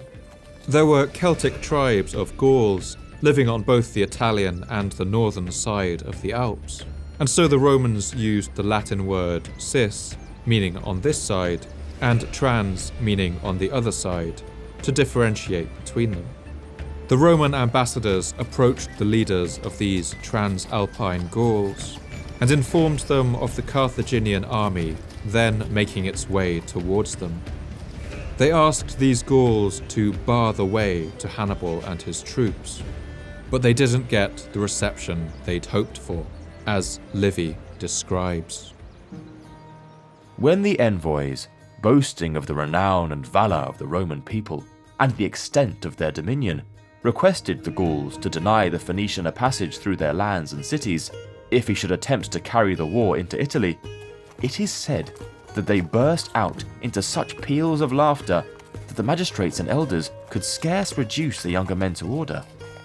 So stupid and impudent a thing it seemed, to propose that the Gauls should bring down the war on their own heads and offer their own fields to be pillaged in place of other men's. This was perhaps the first sign that things weren't going to go as the Romans might have wished. But on his march south, Hannibal did encounter significant resistance from local peoples, who didn't welcome the presence of his army. And in France, it was only through the excessive distribution of gifts that the Gauls allowed him and his men to pass. The first true obstacle was the river Rhône, one of France's largest rivers. Here, Hannibal's army crossed with difficulty, building rafts to ferry his men and equipment across. But the elephants here posed a significant challenge. These animals were terrified of water, and so to get them across, the Carthaginians built enormous rafts, built from whole tree trunks, and covered them with earth and turf, so that the elephants would believe they were still standing on dry land. In that way, they were able to coax 2 of the females onto the rafts and across the river, and from there, the rest of the herd were ferried across. Hannibal then followed the river Rhône north and found a tribe of Gauls who agreed to help him achieve his impossible plan, to cross the vast natural barrier of the Alps. These Gauls gave Hannibal and his men supplies and warm clothing for the mountain crossing, but the task ahead was still staggering. By this time it was October, winter was closing in, and the passes of the Alps were choked with ice and snow. The later Roman writer Ammianus Marcellinus writes one account of these treacherous alpine passes. In these Alps, there rises a lofty ridge, which scarcely anyone can cross without danger. For as one comes from Gaul, it falls off with sheer incline, terrible to look upon because of overhanging cliffs on either side, then over precipitous ravines on either side, and chasms rendered treacherous through the accumulation of ice. Men and animals descending with hesitating steps slide forward, and wagons as well. In winter, the ground, caked with ice, and as if it were polished and therefore slippery, drives men headlong in their gait, and the spreading valleys, made treacherous by ice, sometimes swallow up the traveller. The march to the top of the pass took 9 days, and we can only imagine the hardship that these men, their horses and oxen and elephants, all endured during those days. But on the 9th day, they reached the top, and now gazed down through the Alpine Pass into the green lowlands of Italy stretching out below them. But the descent from the mountains would prove to be even more treacherous than the climb. On their way down, they found that a recent landslide had turned what was already a difficult road into an unpassable precipice. The historian Livy describes the obstacle that faced them. The result was a horrible struggle, the ice affording no foothold in any case, and least of all on a steep slope. When a man tried by hands or knees to get on his feet again, even those useless supports slipped from under him and let him down. There were no stumps or roots anywhere to afford a purchase to either hand or foot. In short, there was nothing for it but to roll and slither on the smooth ice and melting snow. The decision was made to cut a stepped path into this sheer wall, and the episode has become one of the most famous in the mythical retelling of these events that would take place over the next centuries. The story goes that Hannibal ordered his men to gather large amounts of wood and build a great fire against the rock of the precipice. As the fire blazed and the flames licked at the icy stone, the rock heated up. Then the soldiers would pour their rations of sour wine against the heated rock, causing its temperature to rapidly drop and the rock to crack. With iron tools, they then worked away at these fissures until after 4 days of labor, steps were cut into the rock, as Livy recounts. After thus heating the crag with fire, they opened a way in it with iron tools and relieved the steepness of the slope with zigzags of an easy gradient, so that not only the baggage animals, but even the elephants could be led down. 4 days were consumed at the cliff, and the animals nearly perished of starvation, for the mountain tops are all practically bare, and such grass as does grow is buried under snow. Whether this episode unfolded quite in this manner or not, from the perspective of Hannibal's followers, the purpose of telling this story was clear. Here was a new Hercules, it said, a man who has crossed the Alps with his herd of elephants, a man who achieves great labors wherever he goes, a man for whom the very rock of the mountain presents no obstacle. Climbing down into the foothills, the men must have felt the lowland warmth wash over their skin for the first time with a sense of enormous relief, as Livy recounts. Lower down, one comes to valleys and sunny slopes and rivulets, and near them woods and places that begin to be fitter for man's habitation. There the beasts were turned out to graze, and the men, exhausted with toiling at the road, were allowed to rest. But the audacity of Hannibal's plan had come at a cost, as Polybius writes. When Hannibal crossed the Rhone, he had 38,000 infantry and more than 8,000 cavalry. He lost nearly half in the pass, while the survivors had, by these long-continued sufferings, become almost savage in look and general appearance. Nevertheless, Hannibal and his men now stood and looked out over the lands of Italy below. They had caught the Romans completely by surprise.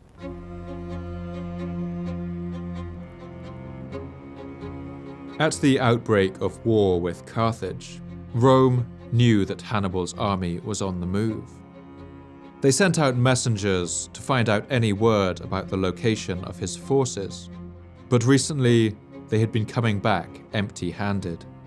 After crossing the river Rhone, the Carthaginian general had disappeared. He wasn't in Gaul. He wasn't in Spain.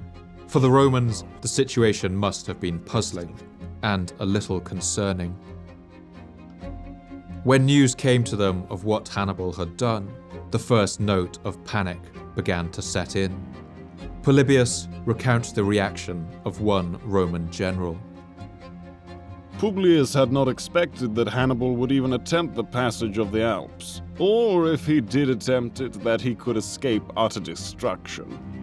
He was immensely astonished at his courage and adventurous daring when he heard that he had not only got safe across, but was actually besieging certain towns in Italy. The Roman government was typically slow-moving, and the speed of Hannibal's attack had stunned them.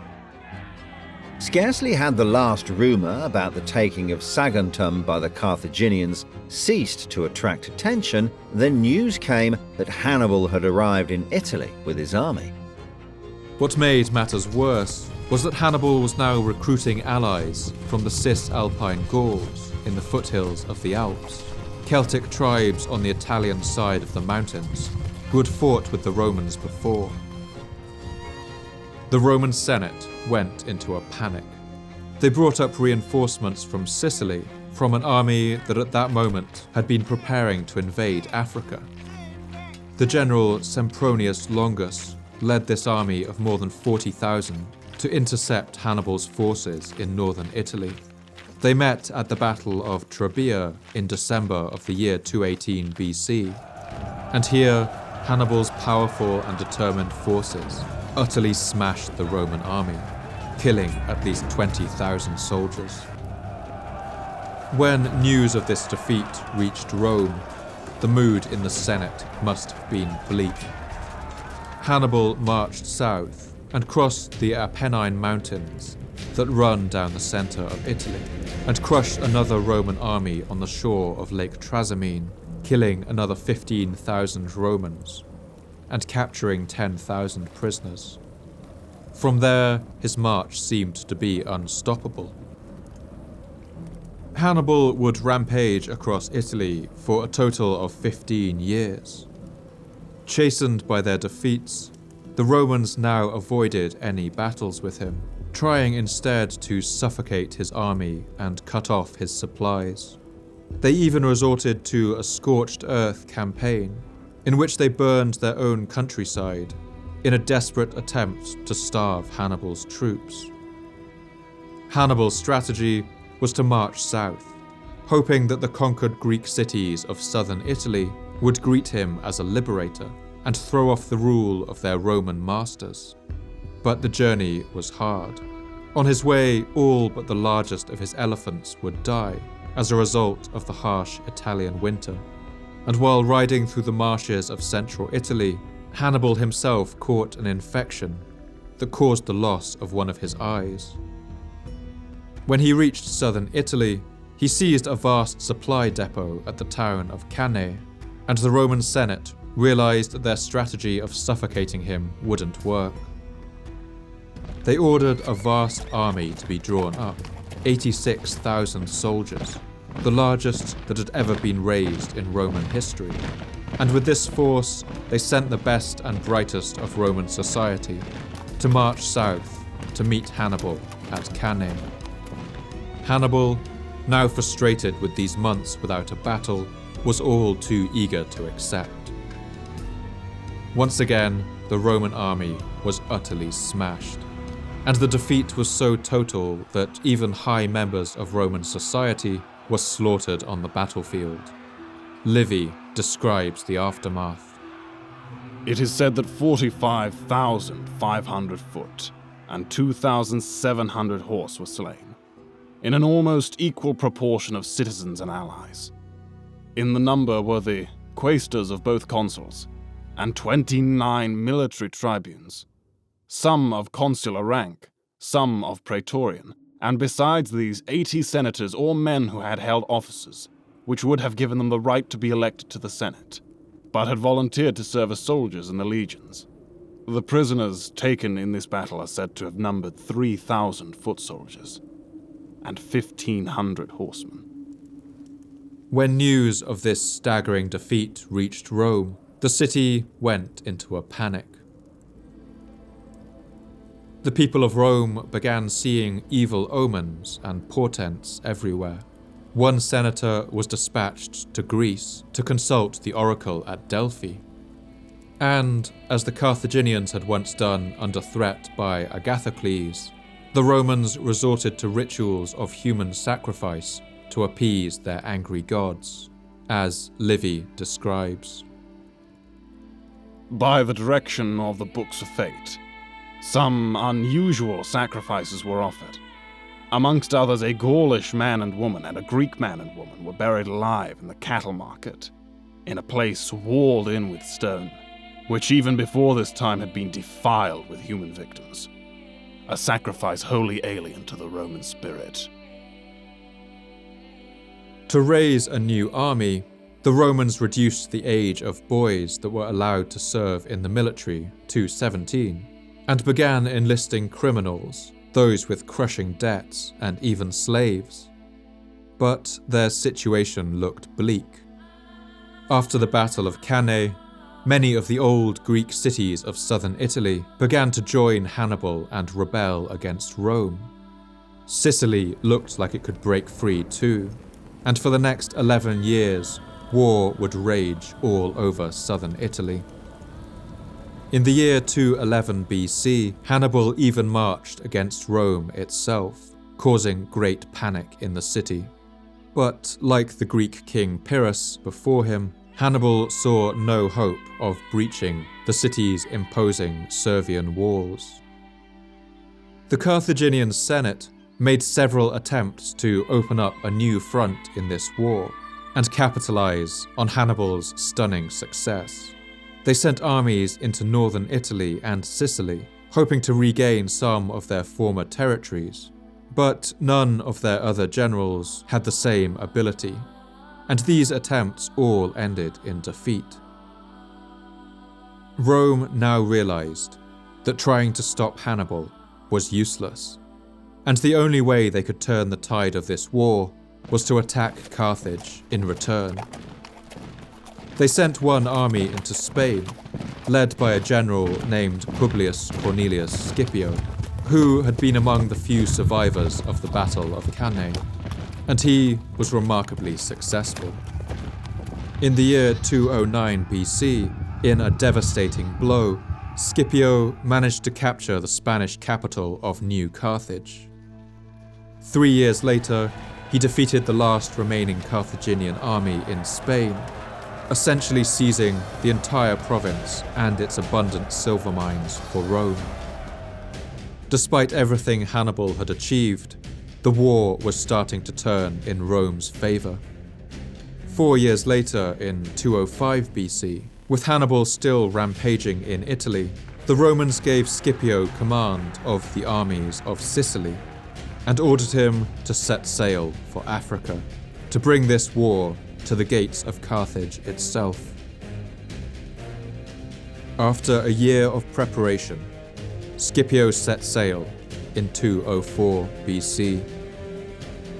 Faced with this invasion that could behead his entire society, Hannibal was forced to take his army and leave Italy, to hurry back to Carthage and defend the city, as the Roman poet Silius Italicus renders it.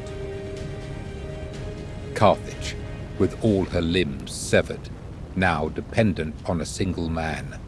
Only the name of Hannibal prevented her great realm from sliding into utter ruin.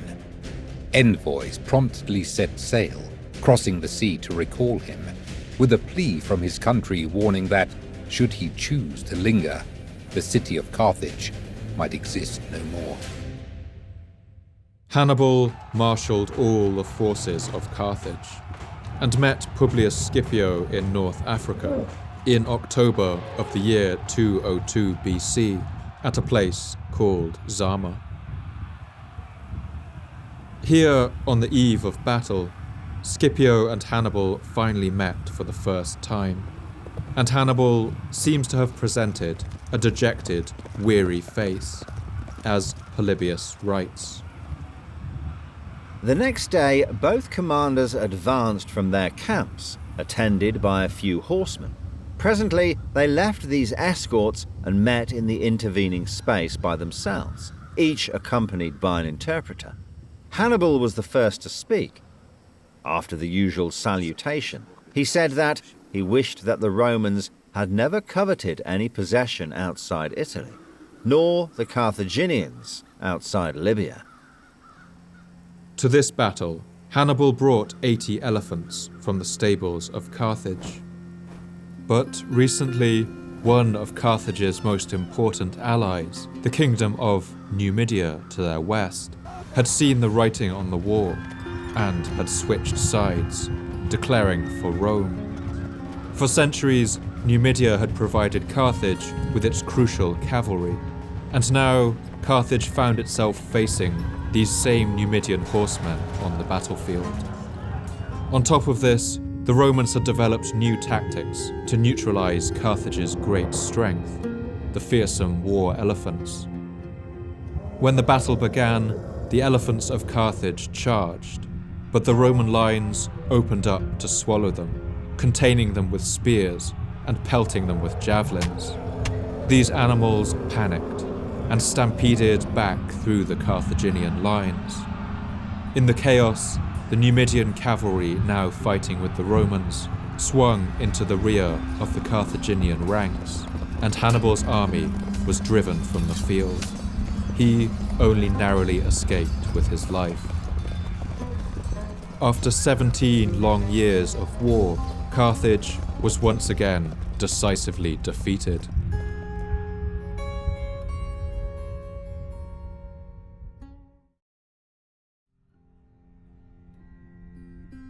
After the years of the destruction that Hannibal had wrought in Italy, Rome was in no mood to be lenient. They forced Carthage to sign an even more crushing peace treaty than the first. All of its overseas territories, in Spain and elsewhere, were stripped away from it, and many of its lands in North Africa were handed over to the Numidians. And Carthage was ordered to pay more than 370 tons of silver, nearly 5 times the amount they had paid after the First Punic War. The treaty also aimed to destroy Carthage's ability to wage war in the future. It banned them from keeping any war elephants, all of which were handed over to the Romans, and restricted the size of their fleet to only 10 ships, barely enough to even protect them from pirates. The rest of the Carthaginian navy was burned in its port. The Roman poet Silius Italicus describes the scene. Then Carthage witnessed a dreadful sight, her fleet being set ablaze, the waves aglow with the sudden conflagration, while Nereus, lord of the ocean, trembled at the glare. The Carthaginians were restricted from declaring war anywhere outside of Africa, and only in Africa if they got the permission of Rome first. The new political situation was clear. Carthage was now entirely subservient to Rome. Hannibal would live for another 20 years after the Battle of Zama, although he would go into exile in the east, retiring to Tyre, the mother city of Carthage, and then to the Seleucid Empire and Armenia. The writer Pausanias claims that he died when he cut his finger on his drawn sword and developed septicemia from the wound. Other more dramatic stories describe him taking poison when he finds his dwelling place surrounded by soldiers loyal to the Romans, come to capture him and take him back to Rome in chains.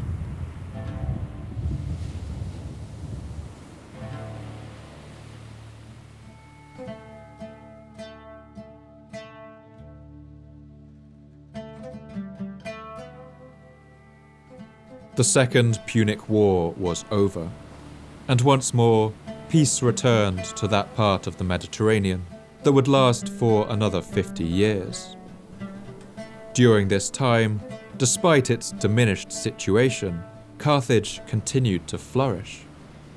Ironically, it seemed to do them good to be freed from the responsibilities of defending far-flung colonies and territories that for centuries had drained their treasury.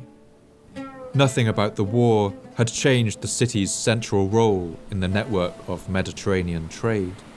Money still flowed into it from all corners of the sea, so much so that the Carthaginians offered to pay off the entirety of the reparations they owed to Rome just 10 years after the end of the war, when the treaty had given them 50 years to pay it. Some of the largest and grandest buildings in Carthage were constructed during these decades, after the Second Punic War. For the people of the city, it must have been a time of renewed hope, as the wounds of the long conflict began to heal. But their diminished political situation did have its downsides.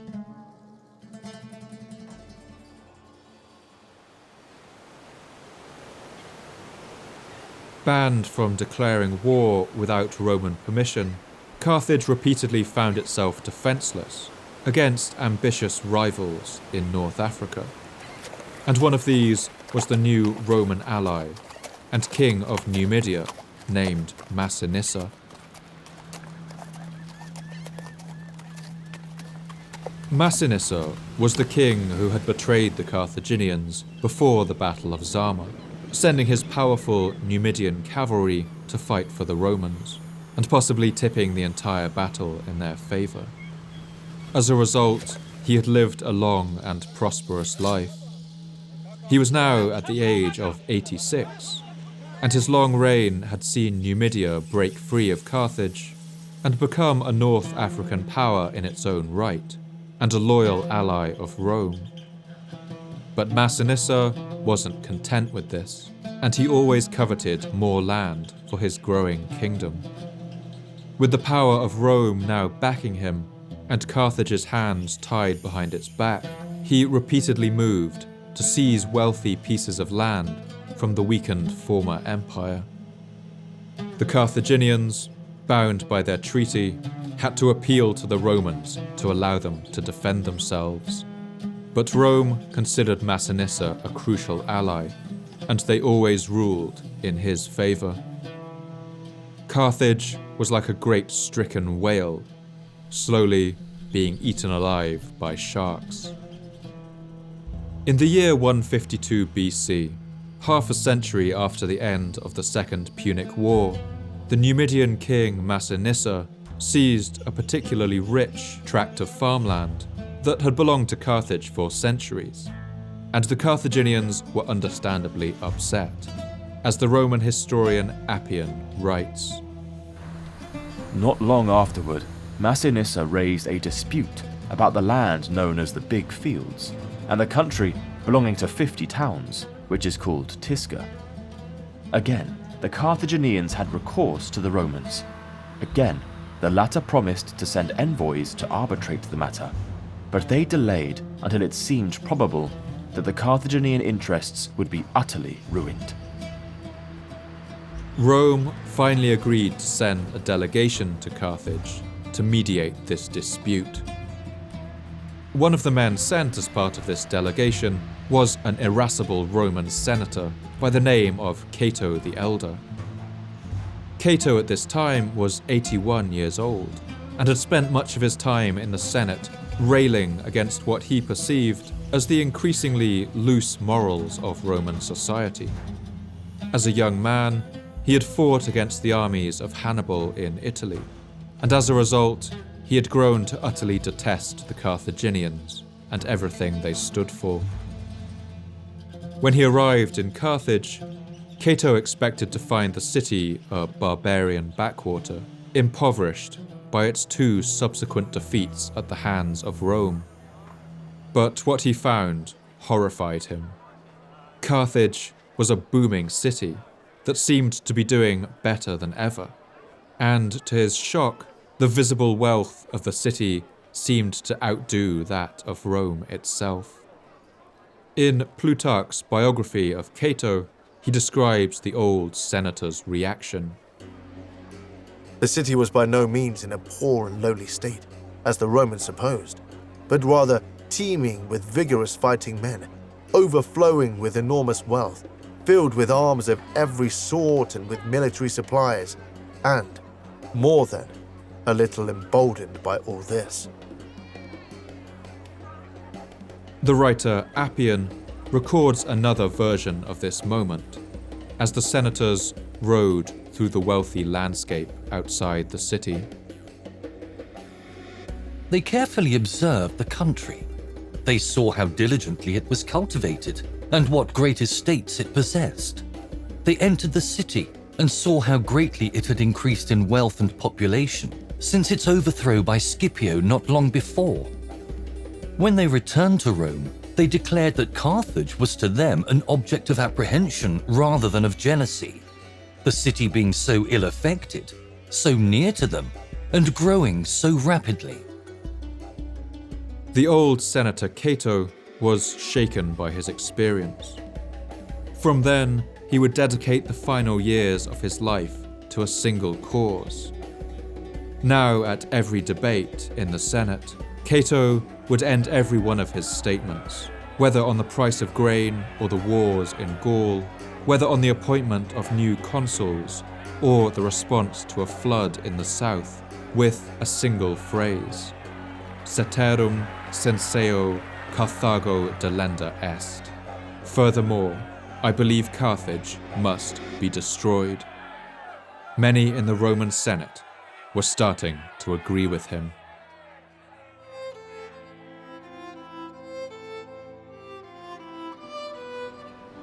Finally, a year after Cato's visit to Carthage, the Carthaginians had had enough of the Numidian king Massinissa taking advantage of their situation. They sent an army of 50,000 men to seize back some of the farmland that he had taken, but their army was decisively defeated by the Numidians. Carthage's last attempt to defend itself had been a failure, but to the Romans, it was also a breach of their treaty, and it was enough of a pretext to go to war one final time, to destroy their old rival for good. In the year 149 BC, the old Phoenician city of Utica seems to have felt the change in the winds. They also changed allegiances, declaring their loyalty to Rome, and in the same year, a large Roman army used the port of Utica to land in North Africa and prepared to march on the city of Carthage. At news of this army landing, the Carthaginians were distraught. They sent envoys to meet the Romans, and when they arrived, the Romans demanded that the city be completely demilitarized and hand over all of their military equipment. The Carthaginians complied. They came back with every piece of armor and weaponry they could find, offering their total surrender. And, with the Roman general sitting over them on his high seat, they pleaded with the Romans not to go to war. Carthage was now completely disarmed, and in response, the Romans offered them peace, on one condition. But it was a condition so absurd that even they must have known it would be rejected. They demanded that the Carthaginians abandoned their city so that it could be demolished in its entirety and moved 16 kilometers or so inland and away from the sea. Appian recounts these Roman demands.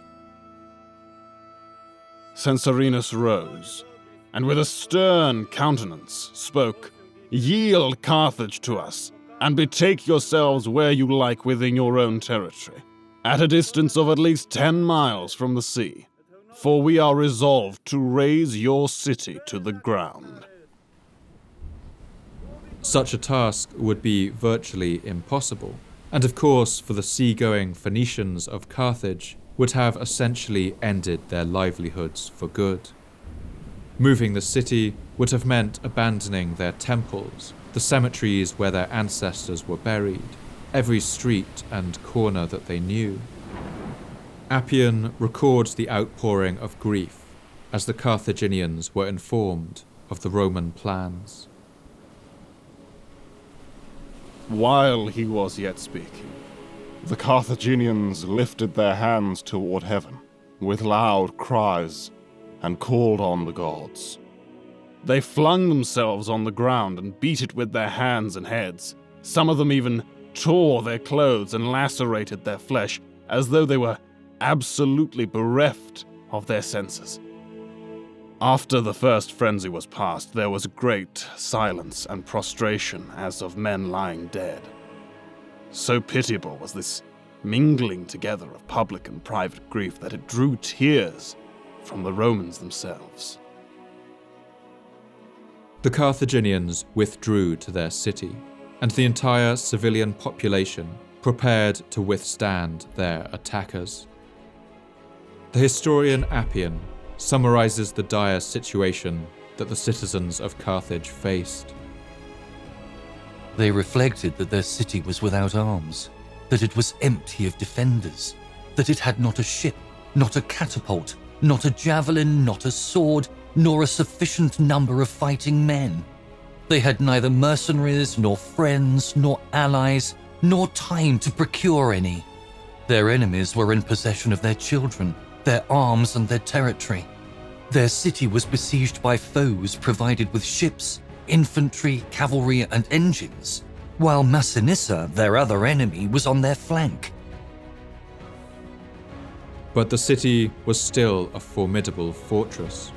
Its triple line of defensive walls could withstand any assault, and it had complex systems for gathering rainwater and storing it in vast cisterns, allowing it to maintain a continuous supply of fresh drinking water. The Romans settled in for a siege, but soon found it to be much more difficult than they had expected.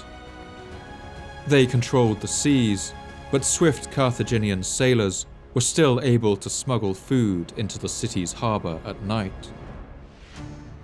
The Romans tried again and again to storm the city walls, but each time they were fought back by the citizens, now fighting tooth and nail for their survival, with every tool and improvised weapon they could find, as Appian recounts. All the sacred places, the temples and every other unoccupied space were turned into workshops, where men and women worked together day and night without pause, taking their food by turns on a fixed schedule. Each day they made 100 shields, 300 swords, 1,000 missiles for catapults, 500 darts and javelins, and as many catapults as they could. For strings to bend them, the women cut off their hair for want of other fibers. The siege of Carthage went on for 3 years. In the year 147, command of the besieging army was given to a new consul. In fact, the 36-year-old adopted grandson of the great Publius Scipio, who had beat Hannibal at the Battle of Zama some 50 years earlier, a man named Scipio Aemilianus. With him came his personal friend and official documenter of the expedition, the Greek historian Polybius, who writes this part of his history as an eyewitness. Infuriated at the smugglers still supplying the besieged city, the Roman general Scipio ordered a vast stone barrier to be built in the mouth of Carthage's harbour, blocking any further attempts to resupply it. Food became scarce in the city, but still the defenders struggled on. But in the spring of the year 146 BC, the spirit of the Carthaginians was exhausted. Scipio launched a full-scale assault of the city from the area of the harbour, and the great walls of Carthage were finally breached. The Roman legions poured into the city and began to massacre every person they could find. Appian describes the scenes that followed. Then came new scenes of horror. As the fire spread and carried everything down, the soldiers did not wait to destroy the buildings little by little, but all in a heap. So the crashing grew louder, and many corpses fell with the stones into the midst. Others were seen still living, especially old men, women, and young children, who had hidden in the inmost nooks of the houses, some of them wounded, some more or less burned, and uttering piteous cries. Still others, thrust out and falling from such a height with the stones, timbers, and fire, were torn asunder in all shapes of horror, crushed and mangled. Trenches were filled with men. The tug of war, the glory of approaching victory, the rush of the soldiery, the orders of the officers, the blast of the trumpets, tribunes and centurions marching their cohorts hither and thither, all together made everybody frantic and heedless of the spectacles under their eyes. The slaughter of Carthage's citizens went on for 6 days, during which it's thought that an estimated 60,000 people were put to the sword. the Roman general Scipio set his soldiers to work in shifts so that they would not become tired of the killing. And on the 7th day, Scipio ordered his soldiers to begin taking prisoners. From this point, a further 50,000 Carthaginians were rounded up and sold into slavery. From there, they would be sold and dispersed to all corners of the Roman Republic. Carthage was burned to the ground and demolished brick by brick. Some Carthaginians held out for some time in the citadel of Byrsa, the fortified hill on which legend has it that Elishaya once cut apart her oxhide at the city's founding. According to Appian, when the Carthaginian general Hasdrubal finally surrendered, his wife set fire to the main temple and climbed upon its roof. Just like the mythical figure of Elishaya, she then cast herself and her children into the flames. It is said that as the fire was lighted, the wife of Hasdrubal, in full view of Scipio, arrayed in the best attire possible under such circumstances, and with her children by her side, said in Scipio's hearing, "For you, Roman, the gods have no cause of indignation, since you exercise the right of war. Upon this Hasdrubal, betrayer of his country and her temples, of me and his children, may the gods of Carthage take vengeance, and you be their instrument." Having reproached him thus, she slew her children, flung them into the fire, and plunged in after them. Such, they say, was the death of the wife of Hasdrubal. The historian Polybius, who accompanied Scipio throughout the entire siege, writes with little detail about what unfolded. But he does note that in the moment of his victory, the Roman general turned to him and said something strange. In the burning ruins of Carthage, Scipio Aemilianus seems to have felt a spark of apprehension, a sudden fear or realization that one day the same fate might befall his own great city of Rome. Turning round to me at once, and grasping my hand, Scipio said, "A glorious moment, Polybius, but I have a dread foreboding that some day the same doom will be pronounced on my own country. It would be difficult to mention an utterance more statesmanlike and more profound. At the moment of our greatest triumph, and of disaster to our enemies, to bear in mind at the season of success the mutability of fortune." Appian records that Scipio is said to have wept at the sight of Carthage burning, and that he recited a line from Homer's great epic, the Iliad, in which Andromache, the wife of Hector, laments the coming destruction of Troy. Scipio, beholding this city, which had flourished 700 years from its foundation, and had ruled over so many lands, islands, and seas, rich with arms and fleets, elephants and money, equal to the mightiest monarchies but far surpassing them in bravery and high spirit, now come to its end in total destruction. Scipio, beholding this spectacle, is said to have shed tears and publicly lamented the fortune of the enemy. After meditating by himself a long time and reflecting on the rise and fall of cities, nations, and empires, as well as of individuals upon the fate of Troy, that once proud city, upon that of the Assyrians, the Medes and the Persians, greatest of all, and later the splendid Macedonian Empire, either voluntarily or otherwise, the words of the poet escaped his lips. The day shall come in which our sacred Troy and Priam, and the people over whom spear-bearing Priam rules, shall perish all. But back in Rome, there was no such sense of foreboding. The city exploded in celebration at the news. When the people of Rome heard of the victory early in the evening, they poured into the streets and spent the whole night congratulating and embracing each other like people just now delivered from some great fear, just now confirmed in their worldwide supremacy, just now assured of the permanence of their own city, and winners of such a victory as never before. They talked about the height of the walls and the size of the stones. They pictured to each other the whole war, as though it were just taking place under their own eyes. In the days that followed, ash would have settled over the charred ruins of Carthage. From its final victory in the Punic Wars, Rome would emerge as the only superpower left in the Mediterranean.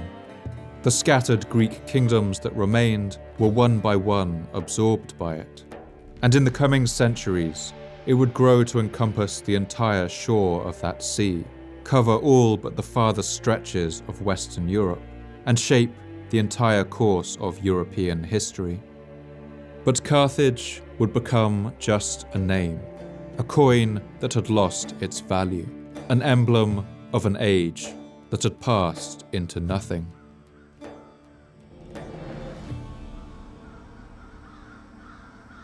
After the carnage of the siege, the blackened ruins of the city were emptied of all life. But for the Romans, this still wasn't enough. In the years that followed, they sent further delegations to the city to systematically take it apart, piece by piece, to ensure that no population crept back to repopulate its ruins, that never again would their great rival resurface in North Africa. Some of the libraries and archives of Carthage survived the burning of the city. In these were kept the books of Carthaginian history, perhaps poetry and mythology, science and medicine, documents of the Phoenician voyages of discovery to the edges of the world. But all of these were taken by the Romans. Some were simply burned, while others were distributed among the Romans' African allies. As a result, not a single one of these works has survived. Today, scarcely a few documents written by a Carthaginian can be read, and no works of literature or history have come down to us. And so, for the next 2,000 years, their story would be told by others.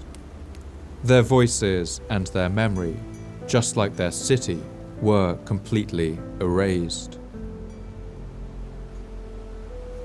The territory of Carthage was absorbed into the new Roman province of Africa, and for the next 100 years, what remained of the ruins of Carthage were left to crumble into the sands, home to wild dogs, overgrown with scrub and weeds and marram grass, washed with salt from the sea air, the roost of gulls and crows.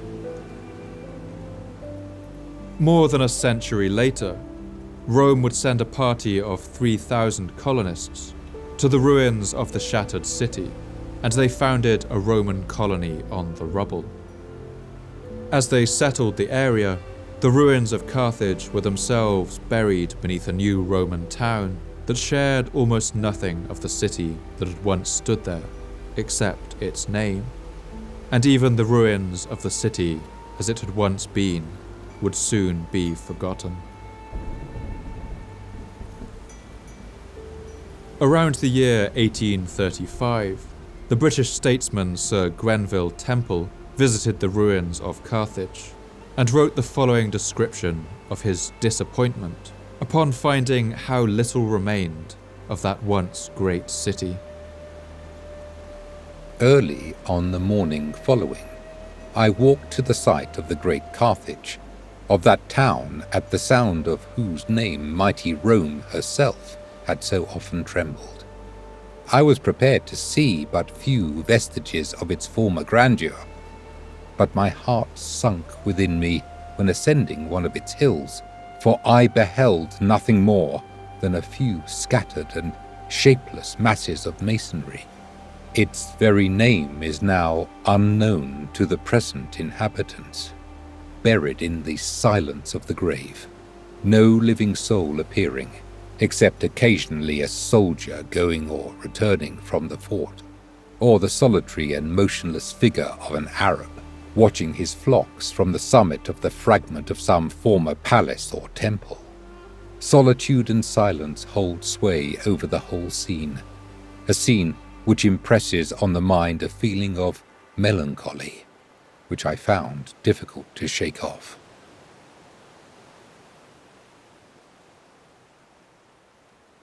Another person who visited these ruins was the English poet Letitia Elizabeth Landon, and I'd like to end the episode with her poem entitled Carthage.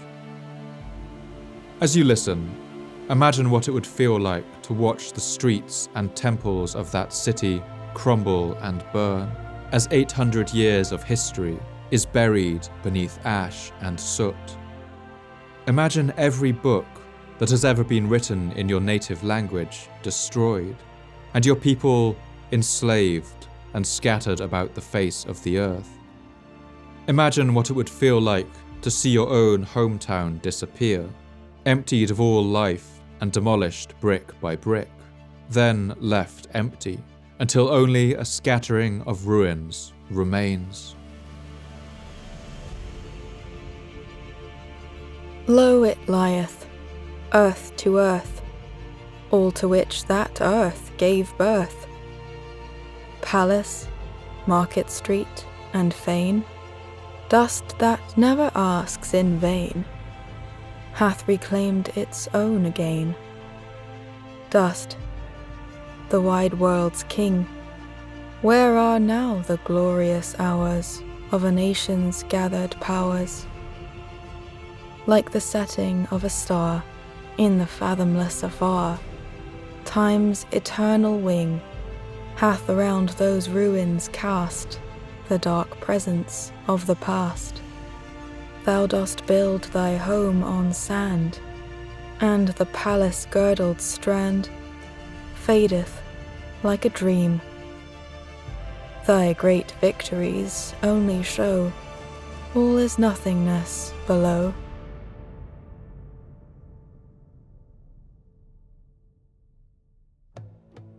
Thank you once again for listening to the Fall of Civilizations podcast. I'd like to thank my voice actors for this episode: Michael Hadjiantonis, Lachlan Lucas, Alexandra Boulton, Simon Jackson, Tom Marshall-Lee, Chris Harvey, Nick Denton, and Paul Cassell. Sound engineering was by Alexei Sibikin. I'd like to thank my historical advisor for this episode, Dr. Michael J. Taylor from the University of Albany. Original music was composed and produced by Pavlos Kapralos, featuring Sas Huri on percussion, Anastasia Papadopoulou on vocals, June Filetti on oboe, and on the oud and flute, Pavlos Kapralos. All original tracks composed for this episode will be available to download for all Patreon subscribers. A public list of all sources and recommended reading for this episode will also be available on Patreon. I love to hear your thoughts and responses on Twitter, so please come and tell me what you thought. You can follow me at Paul M.M. Cooper. If you'd like updates about the podcast, announcements about new episodes, as well as images, maps, and reading suggestions, you can follow the podcast at Fall of Civ Pod, with underscores separating the words. This podcast can only keep going with the support of our generous subscribers on Patreon. You help me cover my costs and help me keep the podcast ad-free. You also let me dedicate more time to researching, writing, recording, and editing to get the episodes out to you faster and bring as much life and detail to them as possible. I want to thank all my subscribers for making this happen. If you enjoyed this episode, please consider heading onto patreon.com/Fall of Civilizations _podcast, or just Google Fall of Civilizations Patreon. That's Patreon. For now, all the best, and thanks for listening.